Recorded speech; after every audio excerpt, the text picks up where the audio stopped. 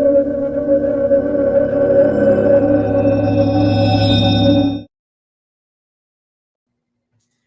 everybody. We're back. We're streaming. We're doing whatever. We're talking about all the DC stuff. There's that DC trailer that came out, which we can talk about.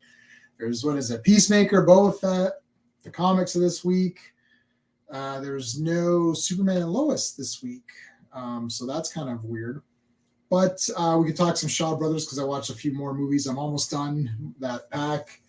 I finished The War for Cybertron. So we can talk about that. And a couple of other people have messaged me. They want to come on and talk about stuff. So we'll see how it goes. So let's just get going right now. We'll bring in our first panelist. Hey, Sean. There's a crap ton of trailers too we could talk about because it's Super Bowl weekend and they all just came out this week. So yeah, we can go through. I don't even know what I have a list of them, man. You have a list because I haven't even seen anything. I've been like doing Blake's 7. Oh yeah. War for Cybertron. I just do like almost the entire. I almost do all 6 episodes like just in one. There's lots of good stuff. So yeah. So yeah. Okay. So yeah, we'll go through all that for sure. Let's bring in our second person.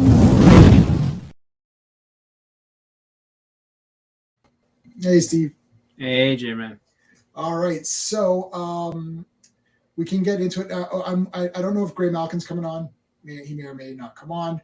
Nerdman may or may not come on, and Jo may or may not come on as well. For a second, I thought you said J-Lo. I was, huh?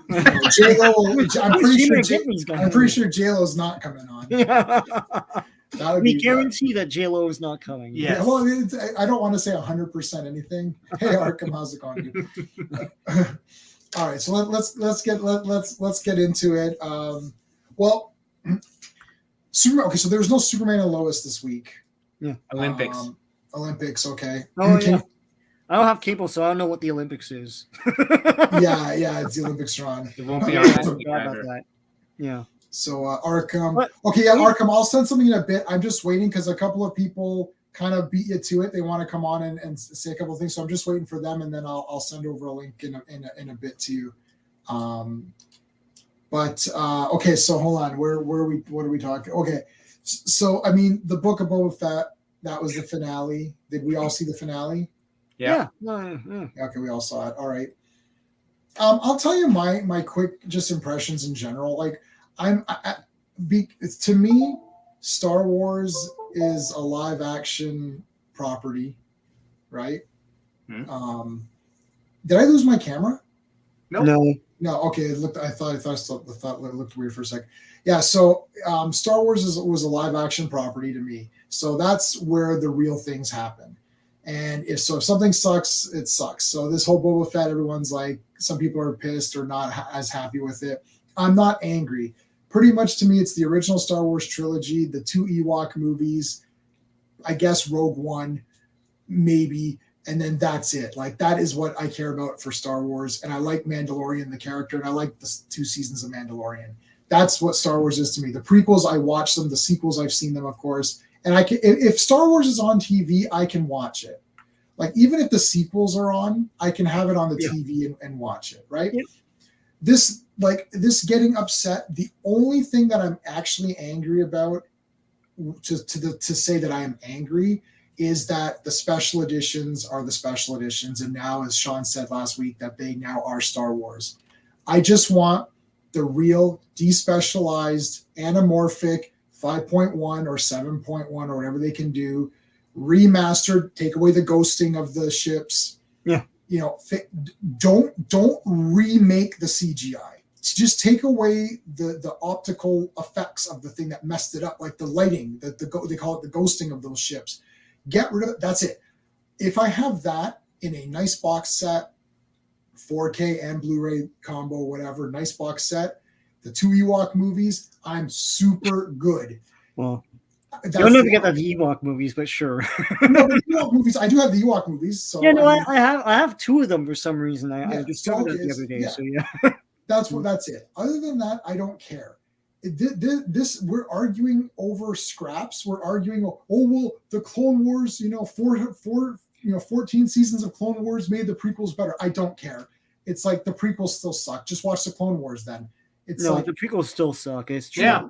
it sucks. do. Like Yeah. the Clone Wars didn't make them better. The Clone Wars was Clone good. Wars is its own thing to me. It's its own thing. Exactly. It's got characters from the movies, but like it's those. I watched those movies again. And I'm like, they're not good. Yeah, there's a lot of and No.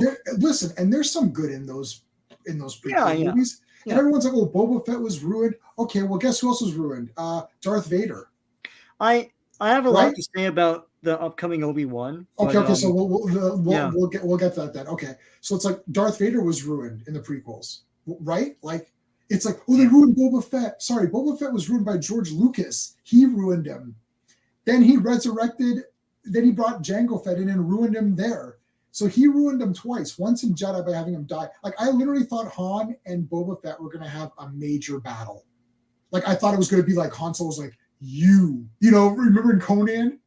Yeah. Where Conan comes in and slaughters all those guys, and then Rexar and Thing come in there, and he's like, you. And he's like, dun, dun, dun. Right? Like I thought it was gonna be Han Solo sees Boba Fett. It's like, you, and then it was like gonna be this mega shootout or whatever. It's like, no, Boba Fett just dies. And you're like, okay, this sucks. So now everyone's all crying about Boba Fett because in the novels and comics he was this great character.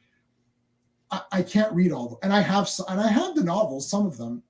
I can't read all those. I can't invest myself. To me, Boba Fett is a visually amazing character. Visually, he looks awesome. Mandalorian Din Djarin has way surpassed the Boba Fett character in terms of being a character I care about. Him and Grogu, I don't care. Well, everyone likes Baby Yoda. It's just some bullshit. Well, I like Baby Yoda, so I don't give a shit. I like the two of them together, period. I don't care. I know it's Lone Wolf and Cub. I've got the entire effing Lone Wolf and Cub in the original way it's supposed to come out size right there. The whole series. I like Lone Wolf and Cub. I knew that he was going to pick the armor because that's what Lone Wolf and Cub is all about. Cub picked the father. He didn't pick the mother, right? So it's like I knew that was going to happen. So what people are upset, and they can be upset, but why are we pretending that like Boba Fett was this great thing? It's like in the novels, okay. So then if you don't like him in this show, then just go back to the novels. The only thing that's ever been ruined for Star Wars was the real 3 Star Wars movies with the special editions that we now can't get the originals. That's it. If you don't like Book of Boba Fett, perfect. You're thumbs up. Don't watch it. If you don't like the sequels, don't watch them. You don't like the prequels, don't watch them. You want to complain about it because it's the internet? For sure. Complain about it because it's the internet. That's what we do. We complain about stuff and we say this sucks and we rate it and we say this is trash and I'm super okay with that. But this idea that somehow it's like you've been like destroyed or something, it's like, who cares? It's like Darth Vader's a ruined character to me. Darth Maul is a ruined character to me. Oh, in Clone Wars, he's better. Well, in Clone Wars, whatever. In the movie, he sucked. He got his ass kicked and got cut in half. Qui-Gon Jinn is a shit. Well, Qui-Gon Jinn wasn't ruined. But like all of these characters, all these characters got ruined anyways. Yoda was kind of ruined because he was kind of whatever in the prequels. It's like his shtick got old and and he fought and everything. I'm like, yeah, I guess that's cool he fought, but whatever. I don't know. So anyways, so I don't have this investment, even though I have an entire like section of Boba Fett toys right there. My life isn't destroyed because this wasn't exactly what I wanted it to be. Now, he rode a Rancor. That's pretty effing cool. He fought guys. I'm like, that's kind of cool. The Mandalorian and him fought together. I'm like, that's pretty neat. It was pretty cool action. I was not emotionally invested except for the Grogu Mando parts. That was the only parts that I cared about when they got together. So if they wanted me to emotionally connect to Boba Fett, that didn't happen. And if they wanted me to connect to Fennec Shand, that didn't happen either. The only connection I cared about was Mando and Grogu. And I liked the fights. That's it. So to me, I'm like, Book of Boba Fett, that was okay. They fought a bunch of guys. That's cool. I like Tusken Raiders a lot, and I like that. I like when he was with them, learning and joining them. That's my review. Steve, what are your thoughts? A lot of what you said. I found the series uneven. It started off good, then it sort of went down for a couple episodes. Then it went really up for a couple episodes, but it was still confusing because it had nothing to do with Boba Fett. Right. I think it tied it together as best as they could with what they had, with what they set up. It wasn't like particularly like, I think it was like a very big finale, and it was very exciting, and I enjoyed it overall. I enjoyed the series overall. If I had to give it a rating out of 5, it'd be probably 4. I don't like it as much as Mandalorian. Because to your point, I also don't feel as emotionally connected to the main characters. And if that was your point, you kind of failed. But you gave me a spectacle at the end. You gave me some really cool stuff. I got to see a lot of characters I liked. You know, you realize Cad Bane in live action, which is tremendous. He looked cool. I have no beefs. I'm not mad because I don't feel I'm entitled to a Boba Fett story. You gave me something I didn't really ask for, and I'm like, all right, let's see what you do. And you gave me a little bit of this and a little bit of that, and I'm like, okay. Like I didn't lose anything from this because I never asked for it. So whatever you give me, I'm just like, okay, let's see if it's good. And if it's not good, I'll say I don't think this is good. And if it's good, I'll say it's good. Like I try and, you know, Jammin, I know you talk about this. I try and judge things on their own. Like I walk into a series and say, how is this series? How is the writing from beginning to end of the series? It's this. Okay, then that's what I'll say. I can bring in my past history, but at the end of the day, I'm watching something in a vacuum, in a silo. And that's what I have to judge. I could connect it to the other things, but Star Wars is now disjointed as hell to me because of the animated stuff and the novels and the comics and everything. This is canon. No, it's not. Yes, it is. No, it's like I'm completely confused about the Star Wars universe now. Right? Like I'm confused about everything. Right. Like I don't know anything. I told you I had that Snyderverse thing where people were saying that this is not in the Snyderverse. I'm like, okay, wait, what is in the Snyderverse? I'm assuming if it's anything that has to do with the 3 movies that he directed, it's in it. But no, it's not. People are mental. Anything that's mean-spirited is fine. Yeah. People are people. Yeah, go ahead, Steve. Yeah, can finish. No, I agree with you. And like I can't, because everyone has made it so confusing. You've taken a lot of the onus off me to go out and learn this stuff because you're now telling me it's not canon. No, it is. No, it isn't. So you've taken the onus off me. So now I'm just going to sit there one by one and assess what I see. And that's it. So Book of Boba Fett, yeah, it's fine. Mm-hmm. I overall, I don't have a lot of complaints. Mm-hmm. Okay, so I just got a text from Jordan. He is going to come on. So Arkham, he really wanted to come on. So I promised him earlier in the week.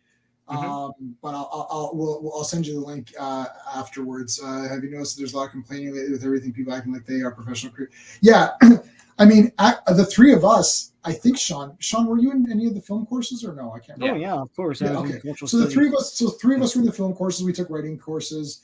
I was actually in a creative writing course. Yeah.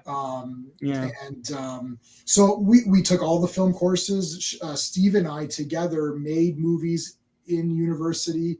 Prior to meeting Steve and Sean, I made movies just, as a dumb kid with a camera. Some of them are on YouTube and they're pretty cool. No. And Steve and all 3 of us have written a lot of short stories, and we publish our own magazine, the 3 of us together.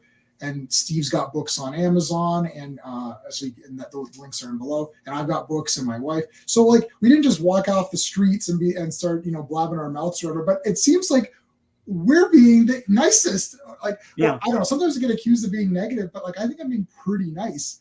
Like I'm not praising the Book of Boba Fett as the greatest thing ever, but I'm not having a heart attack over how garbage it is, and my life hasn't ended. I think I really wanted to do this video.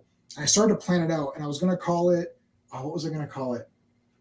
Retweets and Ruined Childhoods. That's what I was going to call the video, where it's like, my childhood is ruined every 5 minutes. Something happens. It's like, oh, this new Star Trek sucks. It's ruined my childhood. Or don't watch it. It's like, I saw 2 episodes of Star Trek Discovery. I said, this is not Star Trek. It sucks. Then I stopped. We all went to go see the first J.J. Abrams Star Trek movie in the theater. We all walked out of it. We're like, this is not Star Trek. This sucks. Then we didn't go again. We're not going to go back. Yeah, but Star Trek's different though, because I think I was thinking about this today. Mm-hmm. I think every franchise is the same in that you have what you liked from before. Right. Star Wars is unique in that it's the only major franchise I know of, and probably I have to think about this. Probably the only franchise, like up until recently, you couldn't get the original Blade Runner, and now you can. Mhm. But Star Wars is Interesting. probably the only franchise I know where you can't revisit the past easily because it's not available to you. The original movies that we liked and we grew up with are not have been out of print for 30 years. Yeah. You know, and they'll change stuff, and like Lucasfilm does this with or without Disney. I mean, I remember that DVD box set, the silver one that Yep. came out, and it had changes beyond the special editions. Like now, Right. Hayden Christensen was the Force Ghost. The at Force end of Ghost Return of at the the Jedi. end. Now, Tamora Morrison was the voice of Boba Fett, and it's like Yep. you can't get the originals. So it's the whole argument of like, well, you have the original. No, you don't. You know, like we have VHSs and stuff, but those get older and older and older with time. Yeah. You know, it's like you can get bootlegs, but those are bootlegs. It's like you can't get the originals. So yeah, no, Star Wars has killed childhoods pretty much. You know, Yeah. it's So like that's- the that's- memories only in your head of a lot of these movies for a lot of people. You know, What I meant to say. No, you're right. And let me rephrase what I'm saying. Yeah, if you can still get the original thing, then your childhood isn't ruined. So that's Yeah, why I like, said that's what. I have 2 copies of the original Master of the Universe show. Right. Yeah, me too. So I can ignore Revelations. I can't easily do that with Star Wars. Star Wars, yeah. Yeah. You know what I have? I never showed you this. They're over in the room. I don't know if I did. I have tons of the original VHS tapes from He-Man, the cartoon that they released the VHS. Yeah, I've only got one of them though, one with Grenadier on it. Oh, yeah. dude, I've got like the so big clamshell ones. Yeah, I found no. These are like beat up rental. Oh yeah. I went to a store and I bought their entire section. Stuff, Lord of the Rings. We'll get to that. We'll get to that Lord of the Rings stuff. People saying it's woke and all that. I have stuff to say about that too. But yeah, I have something to say about it too. It's trash. It looks awful. Well, it's not without precedent, but whatever. Only one thing is without precedent, but like the other stuff. Look, it's too soon. Lord of the Rings and Hobbit are like 6 of the greatest films ever. There's no need to go back to that. I don't. Well, in terms of storytelling, I don't know what the hell they're gonna do. It's probably gonna be terrible. But in terms of the wokeness, like the Harfoots, you can explain them away. But yeah, I don't care what anyone's thing is. It's like, what is the point of it now? I don't get. The thing is like, well, the point is to make money. That's what the point is. Well, I don't. You're asking an obvious question. No, but I'm not because they're not. It's not going to make money. People are going to be saying it sucks, and no one's going to watch it. This is I would rather watch it and see if they're going to put like a good spin on it. I don't know because like they're comparing it to everyone compares all this stuff to Game of Thrones, but Game of Thrones is an entirely different animal, right? Yeah. It's not Tolkien's writing. So if it were me, I would go back to mythology and stuff and take and extrapolate stuff from that and fill in the gaps of like stuff. But this isn't even Silmarillion. I thought it was gonna be, but it's not. So I don't know what they're taking from here. So right, well, finish your Star Wars. Okay, so the start. Yeah, your point is that you can't get the original Star Wars stuff. So that sucks. I agree with you on that. Yeah. No. Okay. So Book of Boba Fett. I thought it was cool. It was fun. It's breezy. It's kind of insignificant. The Rancor versus giant monster versus giant robot is cool. That's cool. It's stupid because like why wouldn't you just get the sea spray or whatever the hell they call that ship now and the fire spray and just shoot those things and you're done, right? Because script. It's like, oh, it's cooler if he gets the Rancor. That's the only reason. A lot of the show was made without any care. They just like rattled this thing off. It's kind of dumb. They go too much into a genre of westerns and stuff and gangster stuff and not understand that they're still making Star Wars. Like the whole thing in the second last episode was those guys had to go across that one dude's territory to run spice or whatever, and then they sent in Cad Bane to kill the dude or whatever. Tell me what's wrong with that. What's wrong with that is that this is fucking Star Wars and you have spaceships. Like, just go up in orbit and go down, or like go fly across. What in hell are you talking about? But they're too married to the genre that they're stealing from, and they're not thinking about it like writers. Yeah, like if you had a train and someone blew it up, then upgrade to a ship and no one can blow that up. It's Star fucking Wars. It's my thing with the end of episode 3. It's like, oh, there's 2 babies. Like, don't you have ultrasound? It's like, we do. You guys have freaking interstellar travel. I don't know. Anyway, but no, it's you cool. Didn't know that? It's cool. It's fun. I find it amusing that I mean, I don't think it's a great series. Now I don't know if I'd revisit it anytime soon.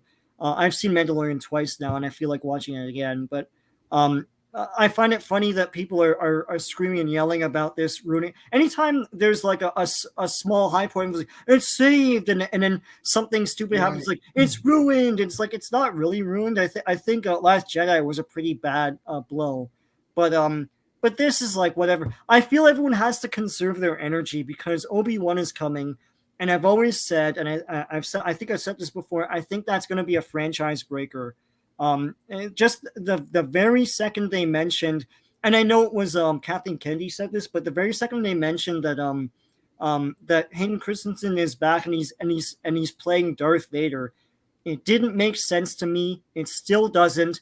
I think people dismissed it as, well, Kathleen Kennedy doesn't really know anything about Star Wars. Right. She's just saying a thing, but I think they're going to totally Boba Fett this, in that, like, after the prequels I mentioned, you got a new DVD set, and they didn't even tell anyone they were going to do this. Tamora Morrison is now the voice of Boba Fett, and all the great sound cues you remembered are gone.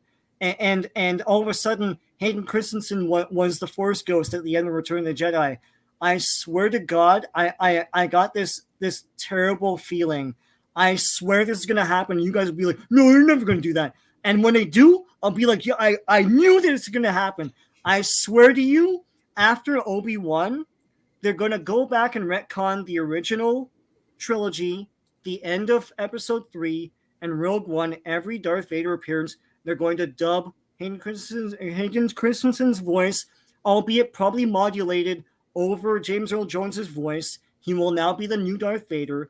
They will reshoot that whole thing at the end of Return of the Jedi, where he takes his helmet off. Let me see you with my own eyes. That's going to be Hayden Christensen, and that's going to be the movies moving forward. I have a terrible feeling that's going to happen. And everyone like freaking out over Boba Fett. Like, you guys have nothing to worry about right now. Save your energy for Obi-Wan. Why wouldn't they do that? And why in hell is Hayden Christensen even in this freaking show? Yeah, we don't need him. Like, why is he playing Darth Vader? Darth Vader is the costume, the helmet, and James Earl Jones' voice. Right. And it won't be after this show. I think that they're really going to do this. So, yeah. And you guys can think I'm paranoid. And it's like, oh, they'll never do that. They'll totally do this. I think they already erased that one guy from the end of Return of the Jedi. They'll totally do this. So save your energy. Listen, Boba Fett's fine. It's stupidness. It's not made with any care. Right. It's not great, but it's not egregious either. And it doesn't slap anyone in the face, really. It's okay. It's fun. It's cool. It's dumb as hell, but it's cool.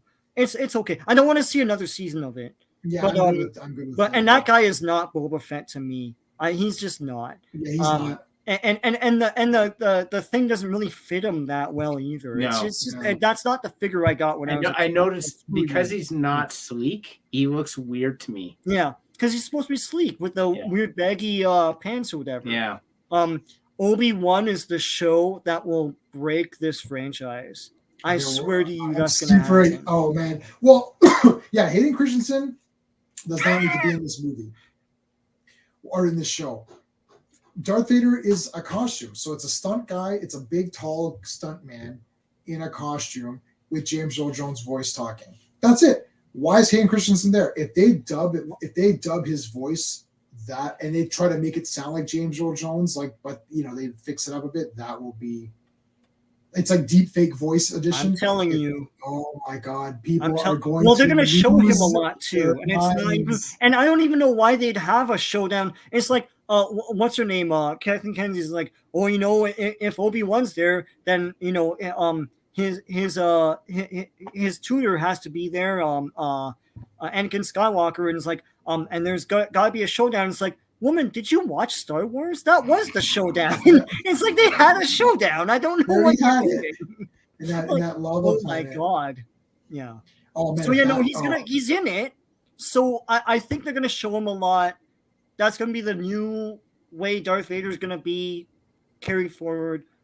I think we're in for a lot of trouble. These guys, all these guys, they don't know what the hell they're mad at now. It's like you're gonna know what you're mad at when Obi-Wan comes out. Oh Anyway. wow, I can't believe it. Okay, so that's gonna be crazy if that happens. People are gonna lose their minds. There's no other explanation. Why in hell is Hayden Christensen in this? Freaking intruder, get out of here. It's an Obi-Wan show. Get out. Well, okay.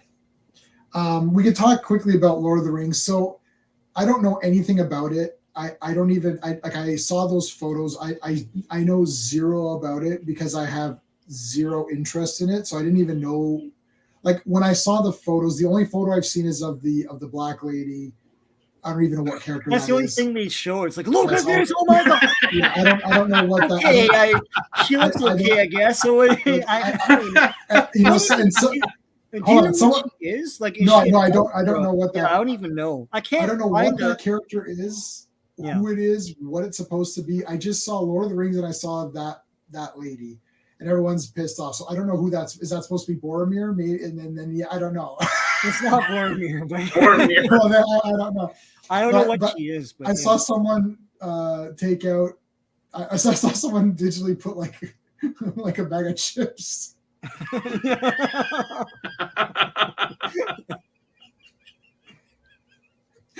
It's terrible. Stop it, guys. You can't do that. It's very mean. That's very mean. I mean, look, I have nothing against any of these actors and actresses and stuff. It's like, look, they got to get paid, right? They got to do their thing. Someone comes up to you and says, hey, you want to be in Lord of the Rings? You're like, yeah, I'll be in that movie or in that show, whatever. I have no idea who she's playing. I've read The Hobbit. I've read the first quarter of the Fellowship of the Ring. That's all I could get through. I know. Yeah, you should see how it's. I read them all as a kid. I don't think I've revisited them. And just leaf through them every so often. But yeah. And I went to the bookstore and I bought all 3 in 1. It was a beautiful. I still have it. It's a beautiful cover. It's very fine paper and maps and all that stuff. And I was like, this is the great, because I was reading the Dark Sun novels, which I still have and apparently are very hard to get now. I was reading the Dark Sun novels, which I super loved. And I ran home like Lord of the Rings, and everyone was like, yeah, fucking yeah, Lord of the Rings. And I bought the poster. It's like this, it's like the painted one with Gandalf, and it's kind of gold and brown. I don't know if you know what it looks like. It's awesome. And then I actually ended up giving it to this kid I used to babysit. You guys know who I'm talking about, and he still has it to this day, man. It's been like 30 years. He still has it to this day, like that poster I gave him, and it was framed and all that. And he loves Lord of the Rings. So I got home, I'm like, all right, and I start reading it. I'm like, whoa, this is like not happening. And I'm like, this ain't happening. And then I was like, nope. Then I stopped, and then I read a quarter of it because we had to read it. We picked it for a school project. So I was like, oh, let me try this again. I read about a quarter of Fellowship. I'm like, yep, can't do it. So I really liked the Ralph Bakshi just because I like every Ralph Bakshi thing that I've seen. And I think I own everything on DVD. Some of the stuff is not as good or not as good quality, but I've got like the best version of Fire and Ice, which is one of my favorites. And I like the Lord of the Rings cartoon. I had it on VHS. So when that came out on VHS, I bought that and I watched the VHS copy and I was super pumped. And then I realized that I didn't know that it wasn't the whole thing. I was like, oh shit. And then I didn't even know that Return of the King had come out, and in Hobbit and Return of the King were the two. Well, they were TV specials. That's they were the sandwiches. It's like, because Lord of the Rings looked to complete. I mean, it's Bakshi, so it's like rotoscope and all that. It doesn't look anything like those other two, and I didn't even know what was going on. So, anyways, but I love that cartoon. I thought it was awesome. Like, I don't know. I know it didn't end. It just kind of, it's a weird movie, but just on its own, it's cool. I've got the Blu-ray. So I don't know anything about Lord of the Rings except for the Peter Jackson movies. I love all 6 movies, extended editions. I love all 3 Hobbits a lot. I don't care if it's extended or not. Yeah. It's like you're extending something and making it cool. It's like you're adding more to the characters, there's a lot of adventure in it. And they're like, oh, one book, you could have done it in 3 hours. Well, not really, because I guess you could have if you removed a lot of stuff, but I don't remember. I think everything is in there somewhere. Like, yeah, pretty much. The game is 5 to 7 hours, and that's the entire book. So I mean, there you go. There's your thing. And then plus they gave more personalities to some of the dwarves and the characters and stuff. So it's like, I like those 3 hobbits. I like the 3 Lord of the Rings. I don't think one is better than the other. Yeah. So if I had to pick, I don't know what I would pick, but Fellowship of the Ring is one of my favorites. Like, just because I like when guys get together to go on a mission. So it's like the first Hobbit, the first Fellowship, like when everyone accumulates their guys and they go off. I like that a lot. Return of the King is Return of the Jedi. There's like 1 million guys in it. Yeah, it's hard to remember. The Army of the Dead is in it, and like the Haradrim are in it, and it's like, oh my god, man, it's awesome. It's crazy. Yeah. So I'm gonna rewatch that on our next vacation, all 6 with my new widescreen or my new 65-inch TV with my surround. I'm gonna be super pumped for that. So yeah, I don't know anything about this Lord of the Rings show. I have zero interest in it. I'm not watching a TV show of like movies that I have that are superior, great quality films. It's not even like, oh, let's remake, something from 40 years ago or something. It's like these movies are still fine right now. Well, no, it's not a remake. Is that what you're thinking? It's a remake? I don't know. What is it? It's a prequel. Oh, it's a prequel. Yeah, it's an interesting prequel because it's about the creation of the rings and all that. It's like, I don't really care about that. I would much rather they made a show about the War of the 3 Crystals from the Silmarillion. Like, that would have been cool. And you can embellish the characters all you want, because there's it was basically just a manuscript of just events that happened, right? Yeah. But they could have totally done that. And I think the man on the street actually thinks that's what this show was supposed to be. That is what I'm right. And then but now they're saying no, it's about the creation of the rings and Sauron rising to evil power and all this bullshit. But we know what that is. I don't really care about the story of it. They should have done Silmarillion. That would have been cool. That wasn't covered in Unfinished Tales, was it? Like, I don't recall Sauron's rise to power being covered and I read all of Tolkien's stuff and I don't recall that. Yeah, it's but that's the other thing too. There's a lot of other cool stuff that he's done. He's written, yeah. That they could have totally taken from. I can't remember the name of I'll look up the name of the other one that's all about this one night in that time, and that's cool. But yeah, no, there's a lot they could have done with this. I'm just I think I'm sort of suspect of this show because of all the great stuff they could have done. Instead, they went to a familiar well of stuff we know about already, and they're just like, no, but there's cool stories to tell there. It's like, are there though? There's a lot of other stuff you could have taken from. There's hundreds of pages, so I think that was suspiciously lazy, and I think that if your original premise is lazy, probably your writing is lazy too. And the thing is, once again, if you go to the I can't remember the writers, but everyone's made a big deal of this, where if you look up their IMDb credentials, they've worked on nothing else. They've worked on projects that are coming out, and that's it. It's like, well, what is this privilege nonsense? Like, where'd you get these guys from? This is a giant franchise and a giant budget, and you left it to just like guys off the street. Like, what is this? So a lot of this is sort of suspect and snake oil. So we'll see how it turns out. But I don't know. Listen, there's a lot they could have done, and they didn't do it. So I don't care that Galadriel is a big character. So watching her younger and fight guys is awesome. That's not woke to me. I don't understand. That's why I was confused then, because they showed the Black Hobbits and everything, and I was like, oh my god! In the books, he does, like Tolkien does, explain some people as being dark skinned and stuff. So in Return of the King, there was the Haradrim, and they were from the south of Middle Earth and everything. And in the movie, basically Peter Jackson's like, they're Indian guys. They're Indian guys on giant monstrous elephants and stuff. And I was like, that's cool. That's awesome. There's nothing woke about that to me. It makes sense because they're from a different climate and area of Middle Earth. And I was like, that's cool. That's awesome. They're these Indians. They're badass Yeah, too. no, So. hey, Bell.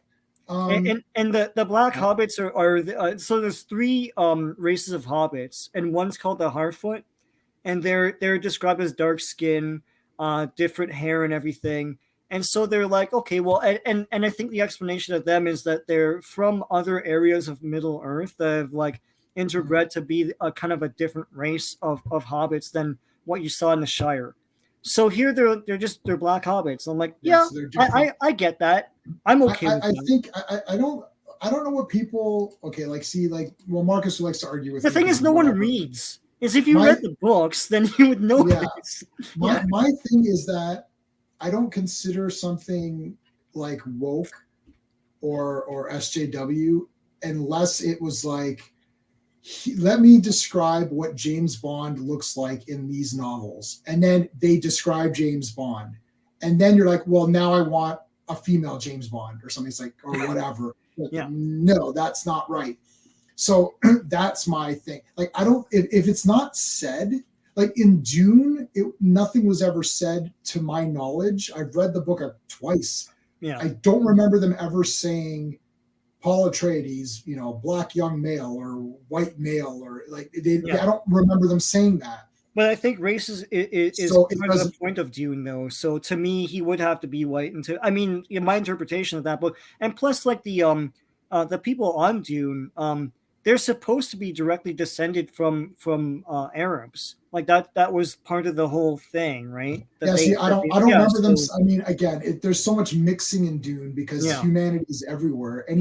Like anyone can be anything in Dune. So the only woke thing that happened in this new Dune movie was Liet Kynes was changed to a woman. Yeah, that's the only thing. But the essence of the character was still there. Yeah, I was fine.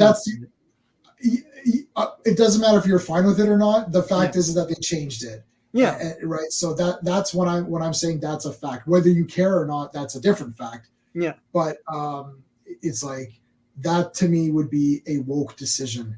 Yeah. Right. Not right. That's the only time. If you're saying if you're saying that there's black hobbits or brown hobbits, who cares?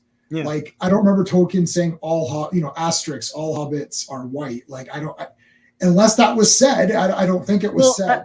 I think that the point people try to make, and they're sort of inarticulate about it, is that like something like The Hobbit is based on like English folklore, right? So everyone would be like, and the thing is, if you made a movie based on African folklore, are you gonna insert a Chinese person or a white person?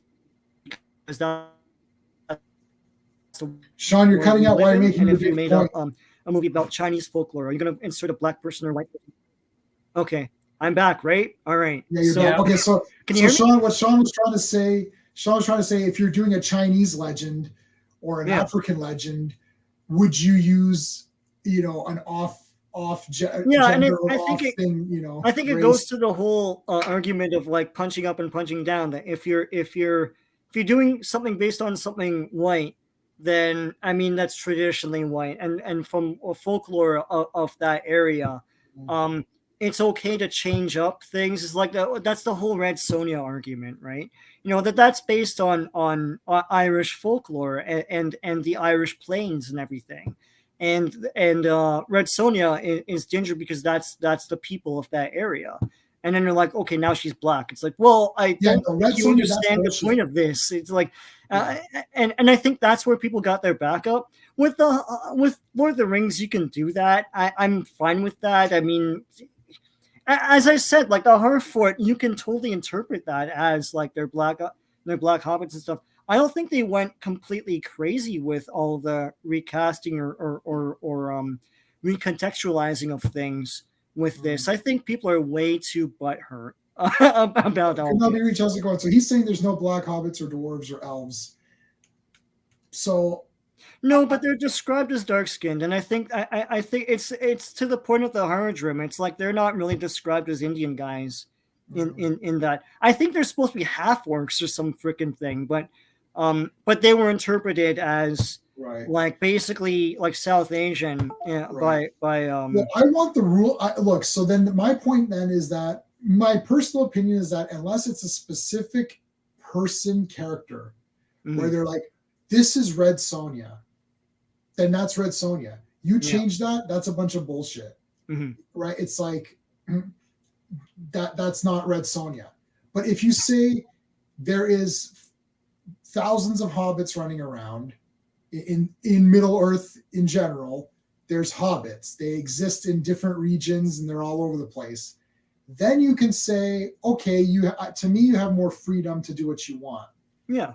Um, It's the same with the elves. it goes with specifics for me. Like it's got to be like if you're like this character is this and that's what this character is, then that's what that character is.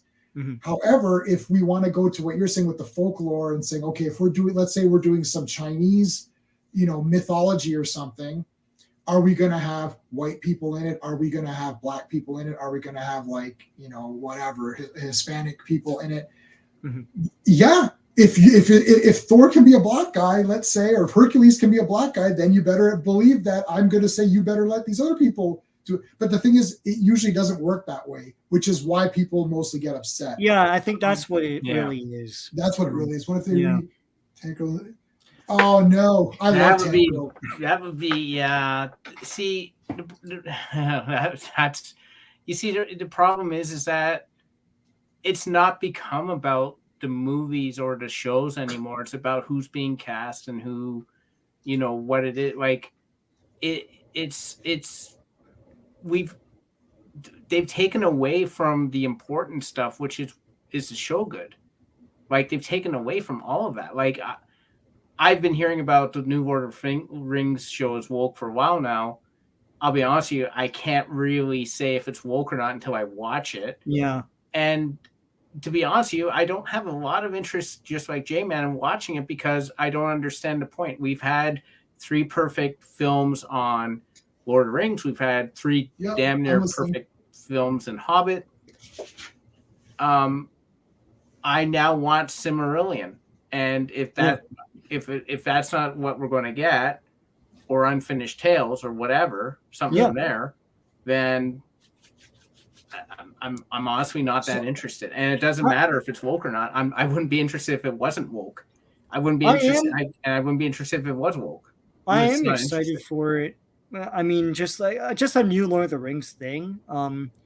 I am excited for it, but I am disappointed that they're not doing like the other stuff that the world had screamed for. And I don't know if that's a Christopher Tolkien thing or what. I mean, I don't know what they have the rights for. It's sort of like the Godzilla Toho thing. It's like we never know what they have the rights for until we see it. Right? So it's like who knew that Mega Godzilla was in? Spoilers for everyone that has never seen. If you haven't seen Godzilla vs. Kong yet. Of course, this isn't downloading stuff, but Steve reminded me of this. This is so Steve hit upon the point, and I'm going to show you the point right now. I don't know if I'll be able to show this perfectly on camera, but this is Superman: Son of Kal-El, issue 7 and 8 is out as well. I've been buying these officially, so I won't be able to see the cover. That's the cover of. Let me put myself full screen and see. I'm getting a new HD camera at some point. All right. This is where he's protesting. Can you kind of see that he's like? Yeah. Right. So the cover here, he's protesting climate change and all this stuff. This doesn't even happen in this comic. Mm-hmm. It doesn't happen at all. It's literally Superman fighting a giant sea monster. Yeah. Except he doesn't fight it because it's a misunderstood sea monster, which is like pretty stupid anyways. And those misunderstood sea monsters, man. Right. So these comics are dumb anyways. Like they're dumb, but they're not. They're dumb because they're just dumb, not dumb because they're being woke or whatever.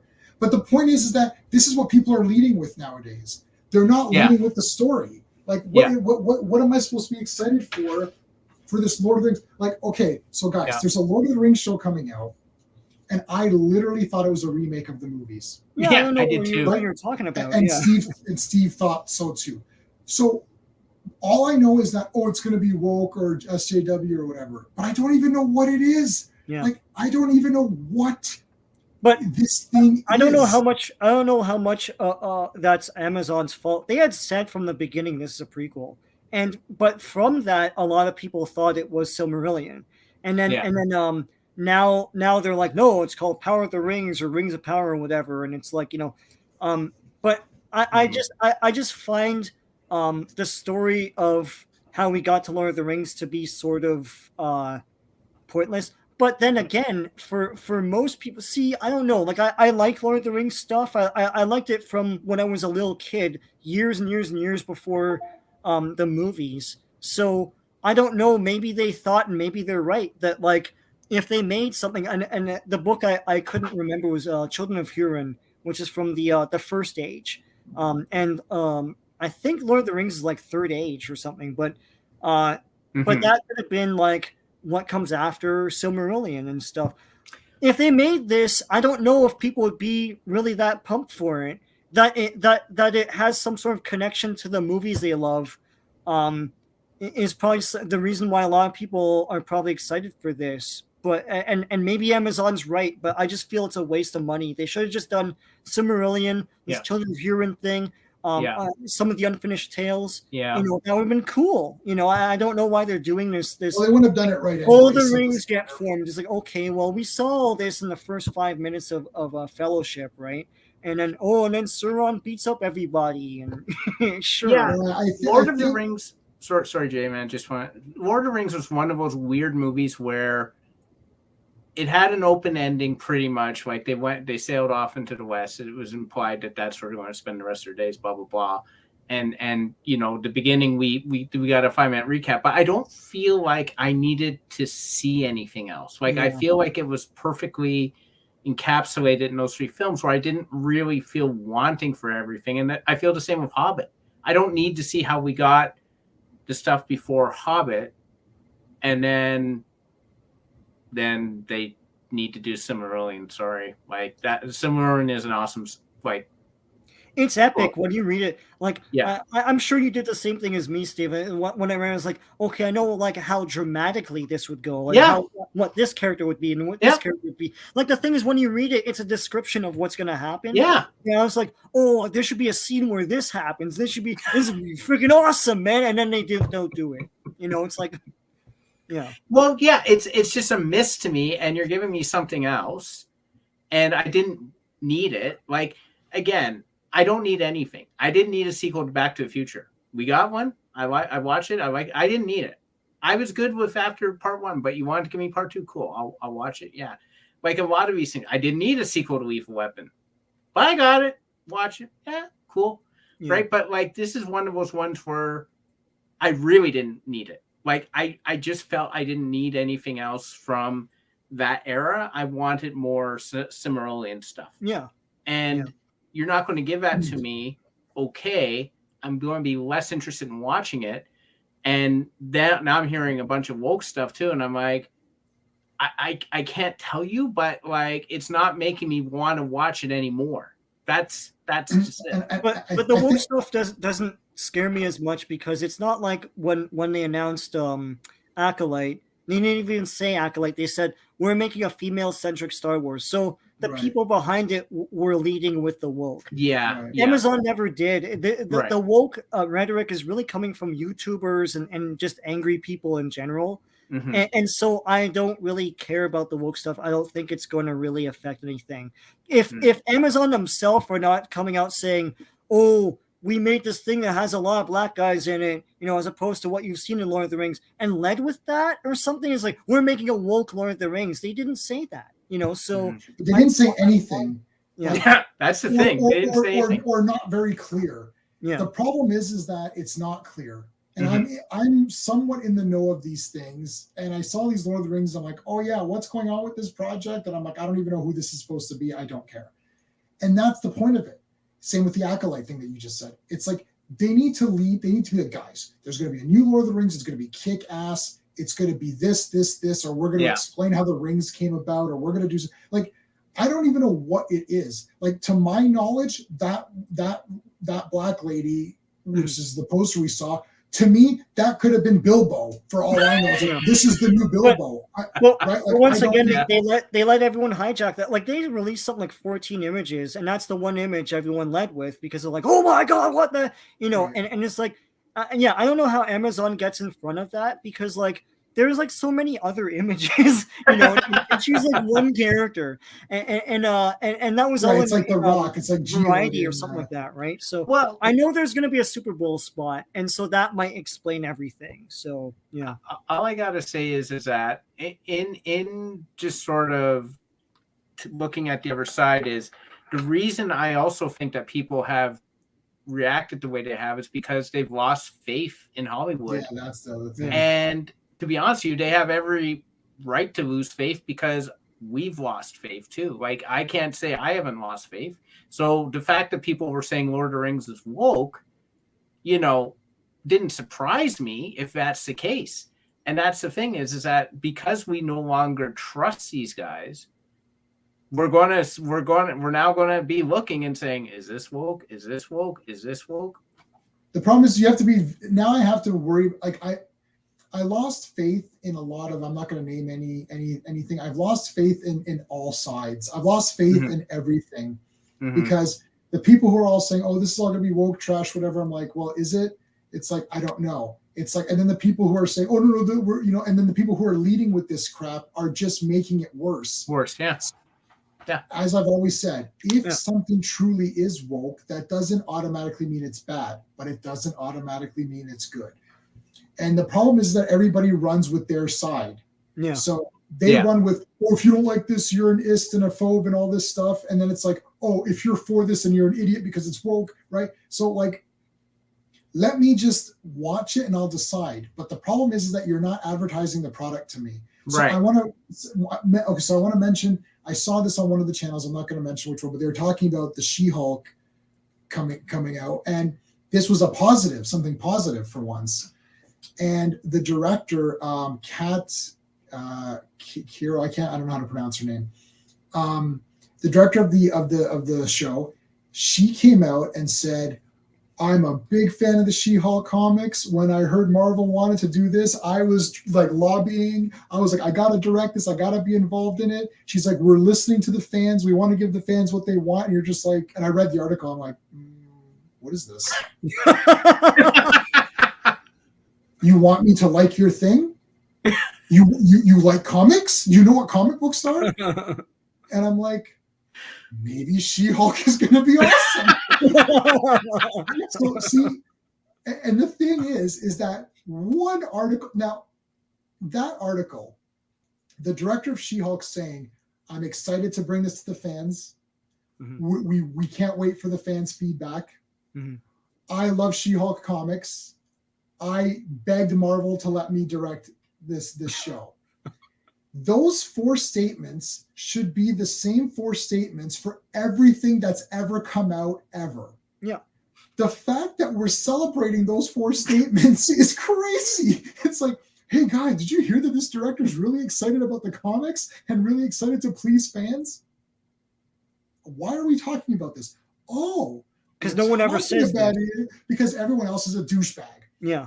Tom Taylor comes out and is like, if you don't like this comic, you're a homophobe. Okay, I don't even know what's happening. Well, Jonathan Kent is bisexual, so if you don't like it, you're a homophobe. It's like, I didn't even read this comic yet. It's not even out. Can I read it first and tell you if I thought the story was good? You know what I mean? It's like, it's just people are immediately, like the creators are immediately aggressive. Yeah. Right? And people just take that. So if someone's aggressive, if you're on this side, you run with it in this angle. You're like, oh, Tom Taylor's an asshole and calling us phobes. And if you're with Tom Taylor, like, yeah, Tom Taylor, hey, I agree with you. They're all phobes. It's like, guys, nothing's happened yet. The comic isn't even out yet. You're already angry. Ring series takes place in the second Middle Ages. Yeah, so we just kind of see. But I'm surprised at the 2 of you because, and I guess a lot of people wouldn't know that. I thought everyone knew this. No. Like everyone in chat knew this, so I don't know what. It's a prequel to Lord of the Rings. It's not to beat it by chat, but there's like 2 or 3 people. Okay, yeah. Well, 2 or 3 people are in the chat. So, So two or Yeah, three of them. the problem ends up being too is that because so much is disappointed and has been disappointing lately, it's sort of like I begin to build a shield about things. So Right. people now come out saying they're doing this, they're doing this, they're doing this. It you're not has no excited effect on because me you don't know. anymore. Yeah. I just like, okay, whatever. Like I want to because mention. like a lot of stuff has been whatever. Yeah, and I want to mention what Double C and Could Not Be Reached were just saying here about She-Hulk, because I was getting to that point. I was getting to that point where it's like, because the director has now said she loves the comics, she wants the fans to like this, she just earned herself, well, not for herself, but she just earned a subscription to the latest She-Hulk, because I grabbed issue 1 of She-Hulk that came out. They relaunched it in a miniseries. I grabbed issue 1 because it was a Rob Liefeld cover, so I grabbed it, every Rob Liefeld cover. So I grabbed it, but I thought, well, I have the comic, I may as well read it. So I read it. Within the first 2 pages, she's fighting Titania. Titania. Yeah. She's immediately fighting Titania. The entire thing's a fight. It's just like a brutal fight. They just destroy the shit out of everything. And then they literally say, it's like, we really enjoy fighting. And they're like, yeah, Titania's like, you know what? I rarely get out and have a good battle. And all that. She looks like, this is great to like let off steam. And she's like, why don't we meet up? They make a deal to meet up every so often to have a battle in a place that doesn't have people or structures. And I'm like, this is pretty funny. And I thought, well, this is really neat. Not She-Hulk, yeah. Right? I heard they went back to basics, but yeah. Right. So I thought this is, I was like, this is so neat. And then the director's talking about how about she's excited for She-Hulk. I'm like, you just freaking earned yourself a subscription to She-Hulk. That's how it's done, Marvel, dumbass. Instead of having everyone getting angry and yelling, because it's like I get Son of Kal-El. I am buying Son of Kal-El through digital comics. Like I'm buying it officially through digital, so I'm spending money on it. Yeah. But I'm reading it because out of obligation to read Superman material, not because I'm excited to read it. But She-Hulk, I'm excited to read the next one now because now I'm excited for She-Hulk.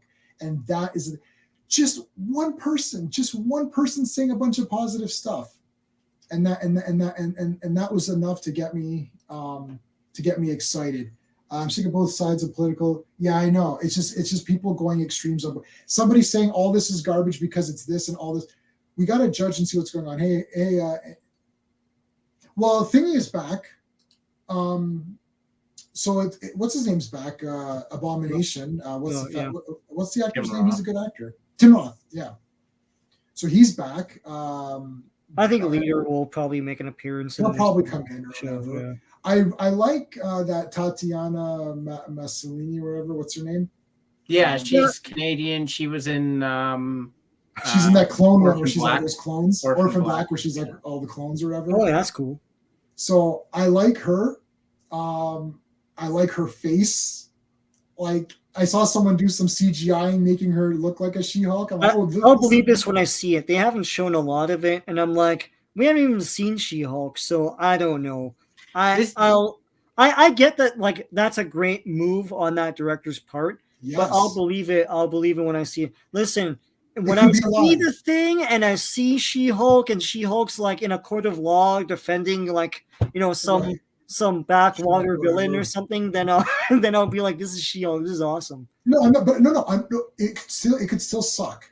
Yeah, it could still suck. But the point of it is that I'm not going into it with like negative emotions. That's what Tom Taylor's like. F you guys. I'm like, well, now I think Marvel is undermining that whole statement because everything that Marvel's done about this She-Hulk show, doesn't really match up to what she's saying. And they showed stuff, and it's like always like, oh, you know, like just people in some control room or something. Or just like, where's She-Hulk? What's going on? I don't know. Again, it could be a lie, right? Yeah. It could all just be smoke. You know, they're blowing smoke. But the point of it is that I'm not going in negative. Yeah. That's a big point. Steve, go ahead. Yeah, I think it's just they've lost the art of exciting the audience about anything. They're just trying to pump us up about things. All right, Scott, so thank you. You know, I think they just forgot about how to get people excited about stuff anymore.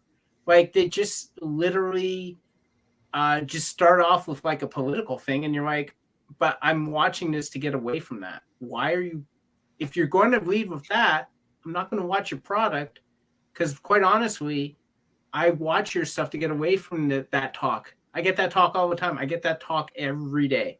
I don't need it. So I want escapism. If you're going to lead with politics, I'm not going to watch your product. That's it. Simple as that. And plus, we're all Canadian here, so we couldn't give a rat's ass. We got our own problems. I get so sick of all that. It's like, I don't care. I don't give a crap. I don't care. We got our own problems. We have our own problems. I don't care about Democrats and Republicans. I don't care at all. Because Americans think the world is America, man. It's like, I don't care. Hey, J.O., what's going on, dude? Hey, guys, what's up? Hey, how's it going? Oh, man, I just ate a cupcake. I'm feeling good. Today I watched the 5 Venoms for like the 400th time. Oh, yeah. And I had some nice cake. And we watched some Blade 7 as well. We also watched Young Victoria with Emily Blunt and Paul Bettany, which is about Queen Victoria when she was young. That's why they named it that. But so we watched a lot of good stuff today. Let's talk about. I'll talk to you, Jay, in just a second because I know you wanted to talk about some stuff. Okay. So She-Hulk live action. I mean, I guess this is a live action thing. So I like the girl that they cast. I don't know if they would do. Could Not Be Reached is talking about that Bridget Nelson. The photos that they took. They never shot anything, but they took like publicity stills, and she had the costume of the time. She looked pretty good. I remember as a kid, I was like, "Oh, she looks pretty good as She-Hulk," and they never made a She-Hulk thing. So yeah. I mean, Bridget Nielsen's awesome. So I don't care. She's awesome. I'll be honest with you. I always thought Gina Carano would have been good. Well, yeah, she's like thicker now too. She's like pretty thick now. Oh yeah. Yeah. She's like bulked up. Did you see the trailer for that? I don't know what it's called. That Prairie something. It's the one that because after she left Mandalore or after she got let go from Disney, the Ben Shapiro his or a company that he's affiliated with picked her up and then they did a movie with her. I'll watch that because I like Gina. I'm the only one waiting for one. Yeah, that'd be awesome. I'll put a link up after. I promise when everybody's something woke just because it's specific. Yeah, that's right. Yeah, I don't think Hawkeye was woke because Kate Bishop is Hawkeye. Like I don't. If you watch movies of the past, it's like I watch them. I've talked about this before. It's like I watch them and they're awesome, like Shaft and stuff like that, or like Romancing the Stone. It's like those movies would have been criticized and ridiculed as being woke today. You know, like especially Romancing the Stone. Like the whole ending is basically like the woman saves the day, right? And it's supposed to be an usurping of the roles. But it's great, and it's like I thought it was awesome. Yeah, and the exploitation thing is awesome. It's like Steve, I gave you that movie, The Take with Billy D. Williams, and there's nothing. He's just a cool cop, It's like it's wicked. So I do get my back up when people start accusing something as woke simply, and it's kind of veiled in that like a character's another race other than white or something like that. And then they're like, it's woke. It's like, well, wait a minute. Put your woke mitts down. It's like, it's just a movie with a guy who's a good actor. I don't know. To give you an idea, I watched the 3rd episode of season 2 of Resident Alien today.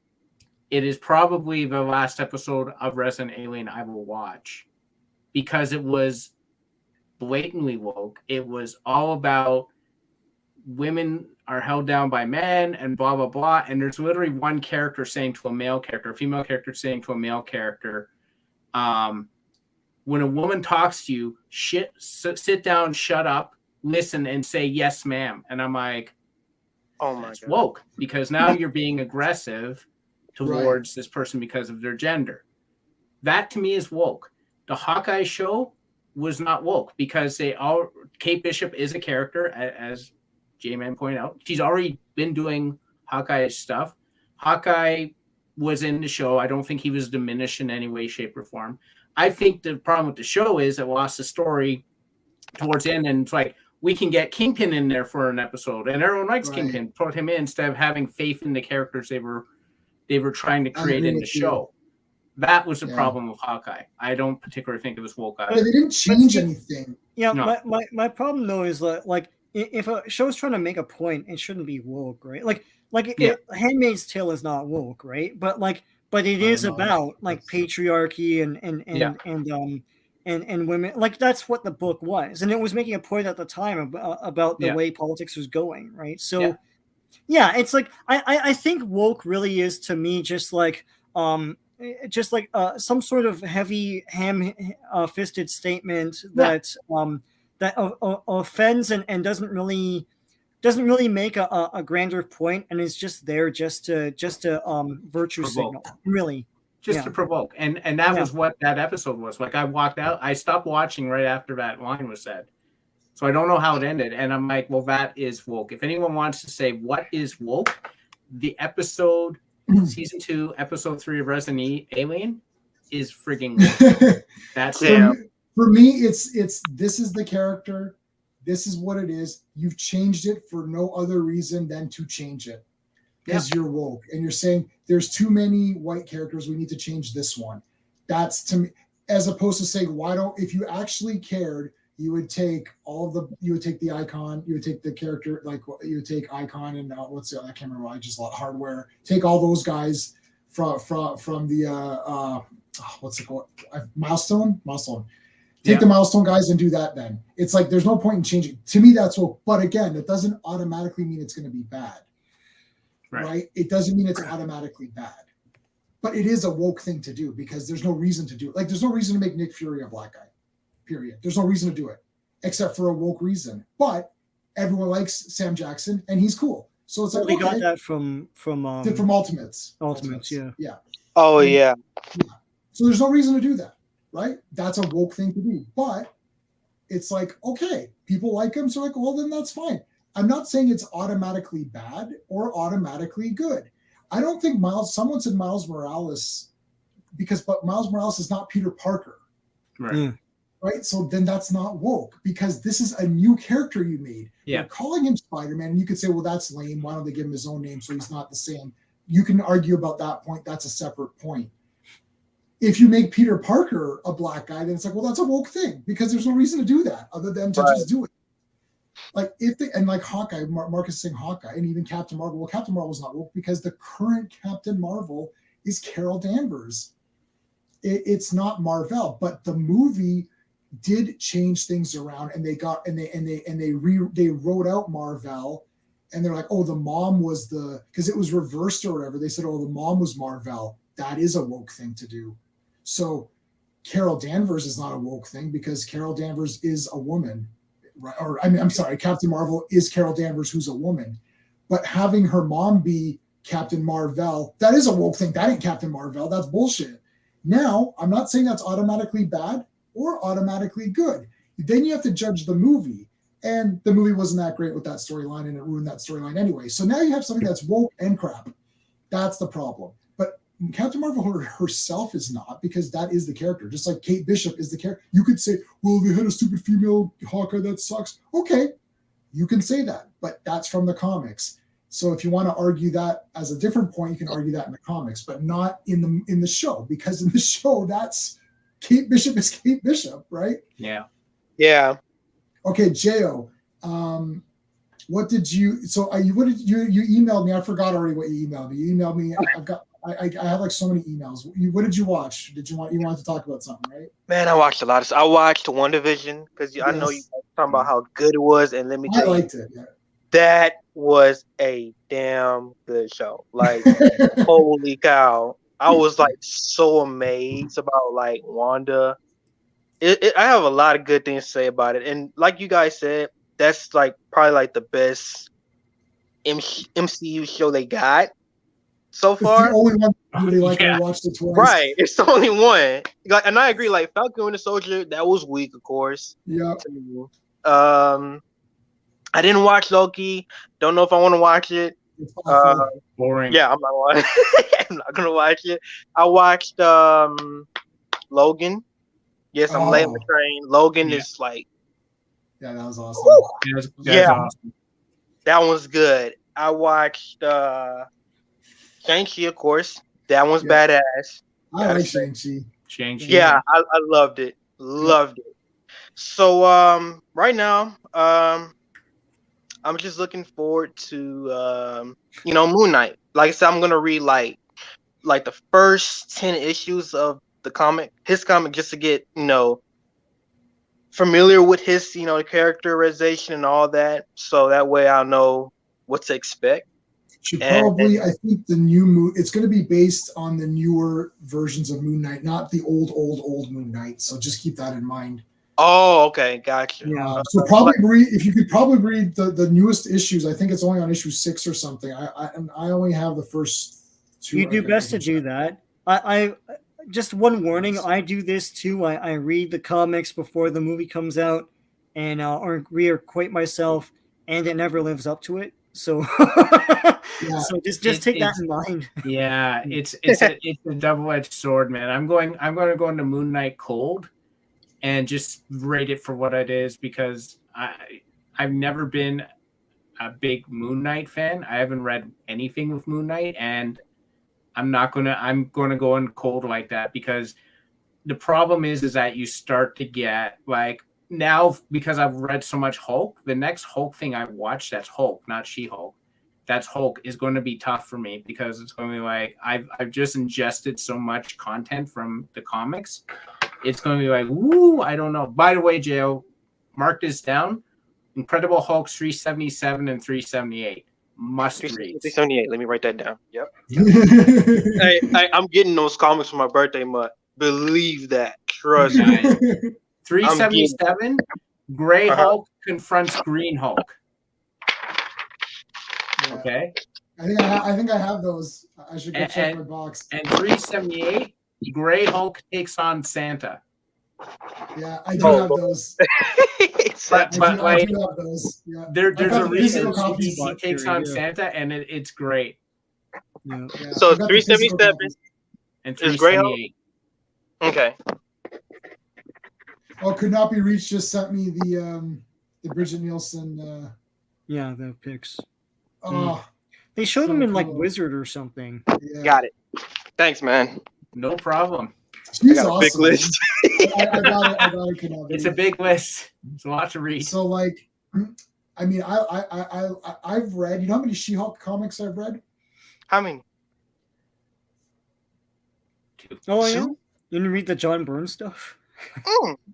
I read the Immortal She-Hulk one shot, which came out like a year and a half ago or a year ago, yeah. and I read She-Hulk that just came out now. That's it. Wow. I never read any of the old She-Hulks at all. It's John Byrne, who's my boy. Yeah, my boy. those are fun, man. To me, that's definitive She-Hulk. It's like fourth wall breaking stuff. Fourth wall breaking. It's funny. She likes to have fun. You know, I like her run in Fantastic Four as well in the mid '80s. Yes, she's so great. She was in the Fantastic Four. Yeah. In the TSR Marvel role-playing game. So I like She-Hulk in the Fantastic. That's another one of my weird that game that has all the weird versions of everybody that I like. Yeah.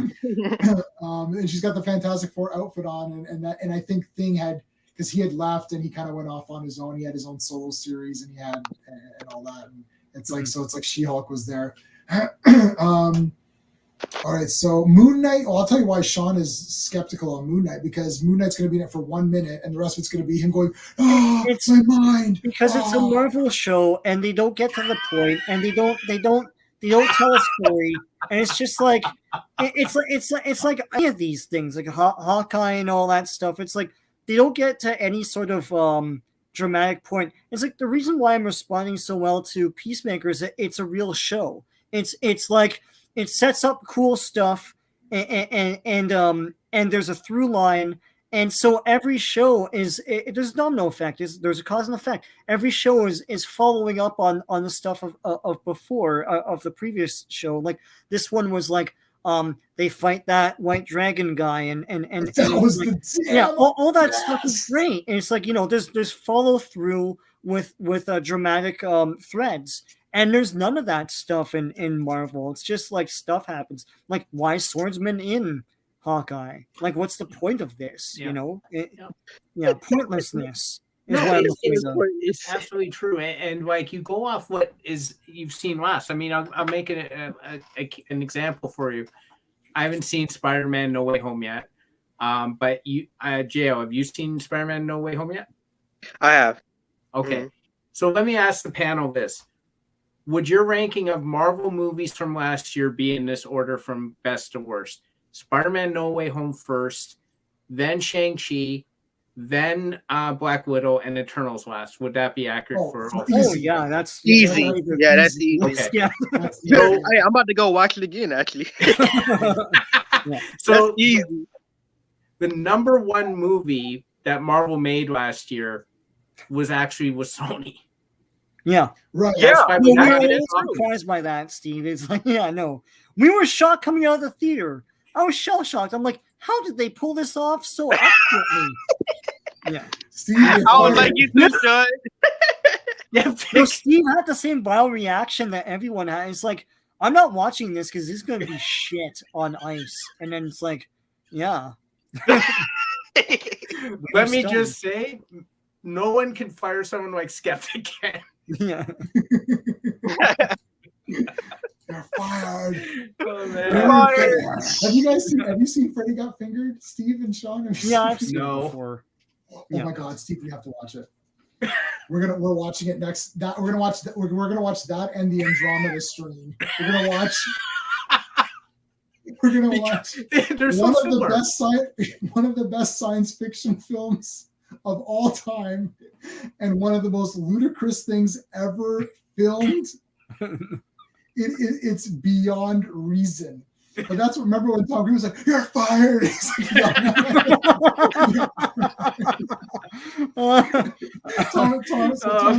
Tom Green has a portable phone that and it's like one of those ones that like have like the it's like a curve. Yeah. It's this big portable. It's like this thick, and he took that on his date and he's pretending it's his cell phone to be cool, and then he's pretending to get a call. He's like, "What? I told you not to do this. You're fired. You're fucking fired." He's trying to look, you're like, that movie is absolute. It's hundreds of dollars on DVD now because it's Really? like just out of print because It's out of print. Yeah, they'll never bring that back. It'll be on like Arrow Video or something. You should just, Steve, you should just watch the Red Letter Media review of Freddy Got Fingered. It's 3 years old. Just watch that and you will absolutely cry your eyes out. It's so outrageous.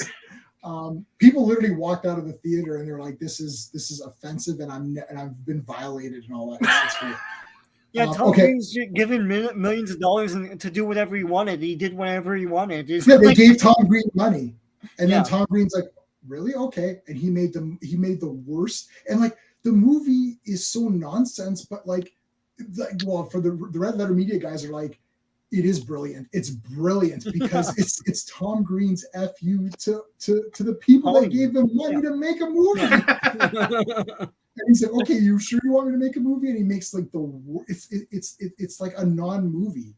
It's not even a movie. I don't know what it is. It's not like Jackass or something. It's scripted, right? But like, it's just so weird. Anyways, we were talking about. It's like Head. It's like Head. Yeah. So let's talk about Peacemaker since we're talking about Peacemaker. Has everyone caught up on Peacemaker? No. Yes. Oh, yes. Jo, are you watching Peacemaker or no? I have not even started on it, but I'm.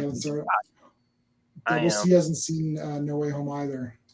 Solidarity, Double C. There you go. Solidarity. Okay. Well, I love Peacemaker.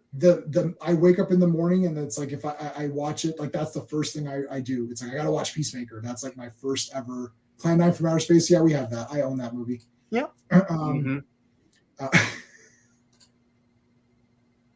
Yes, that's what it is.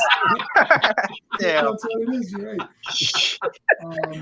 My God, that might have been the best insult from Matrix Resurrections I've heard yet. Yeah. Jesus. Yeah. But Steve, honestly, watch the Red Letter Media review on it just so you get an idea of like how outrageous. But anyways, I love Peacemaker. I think it's great.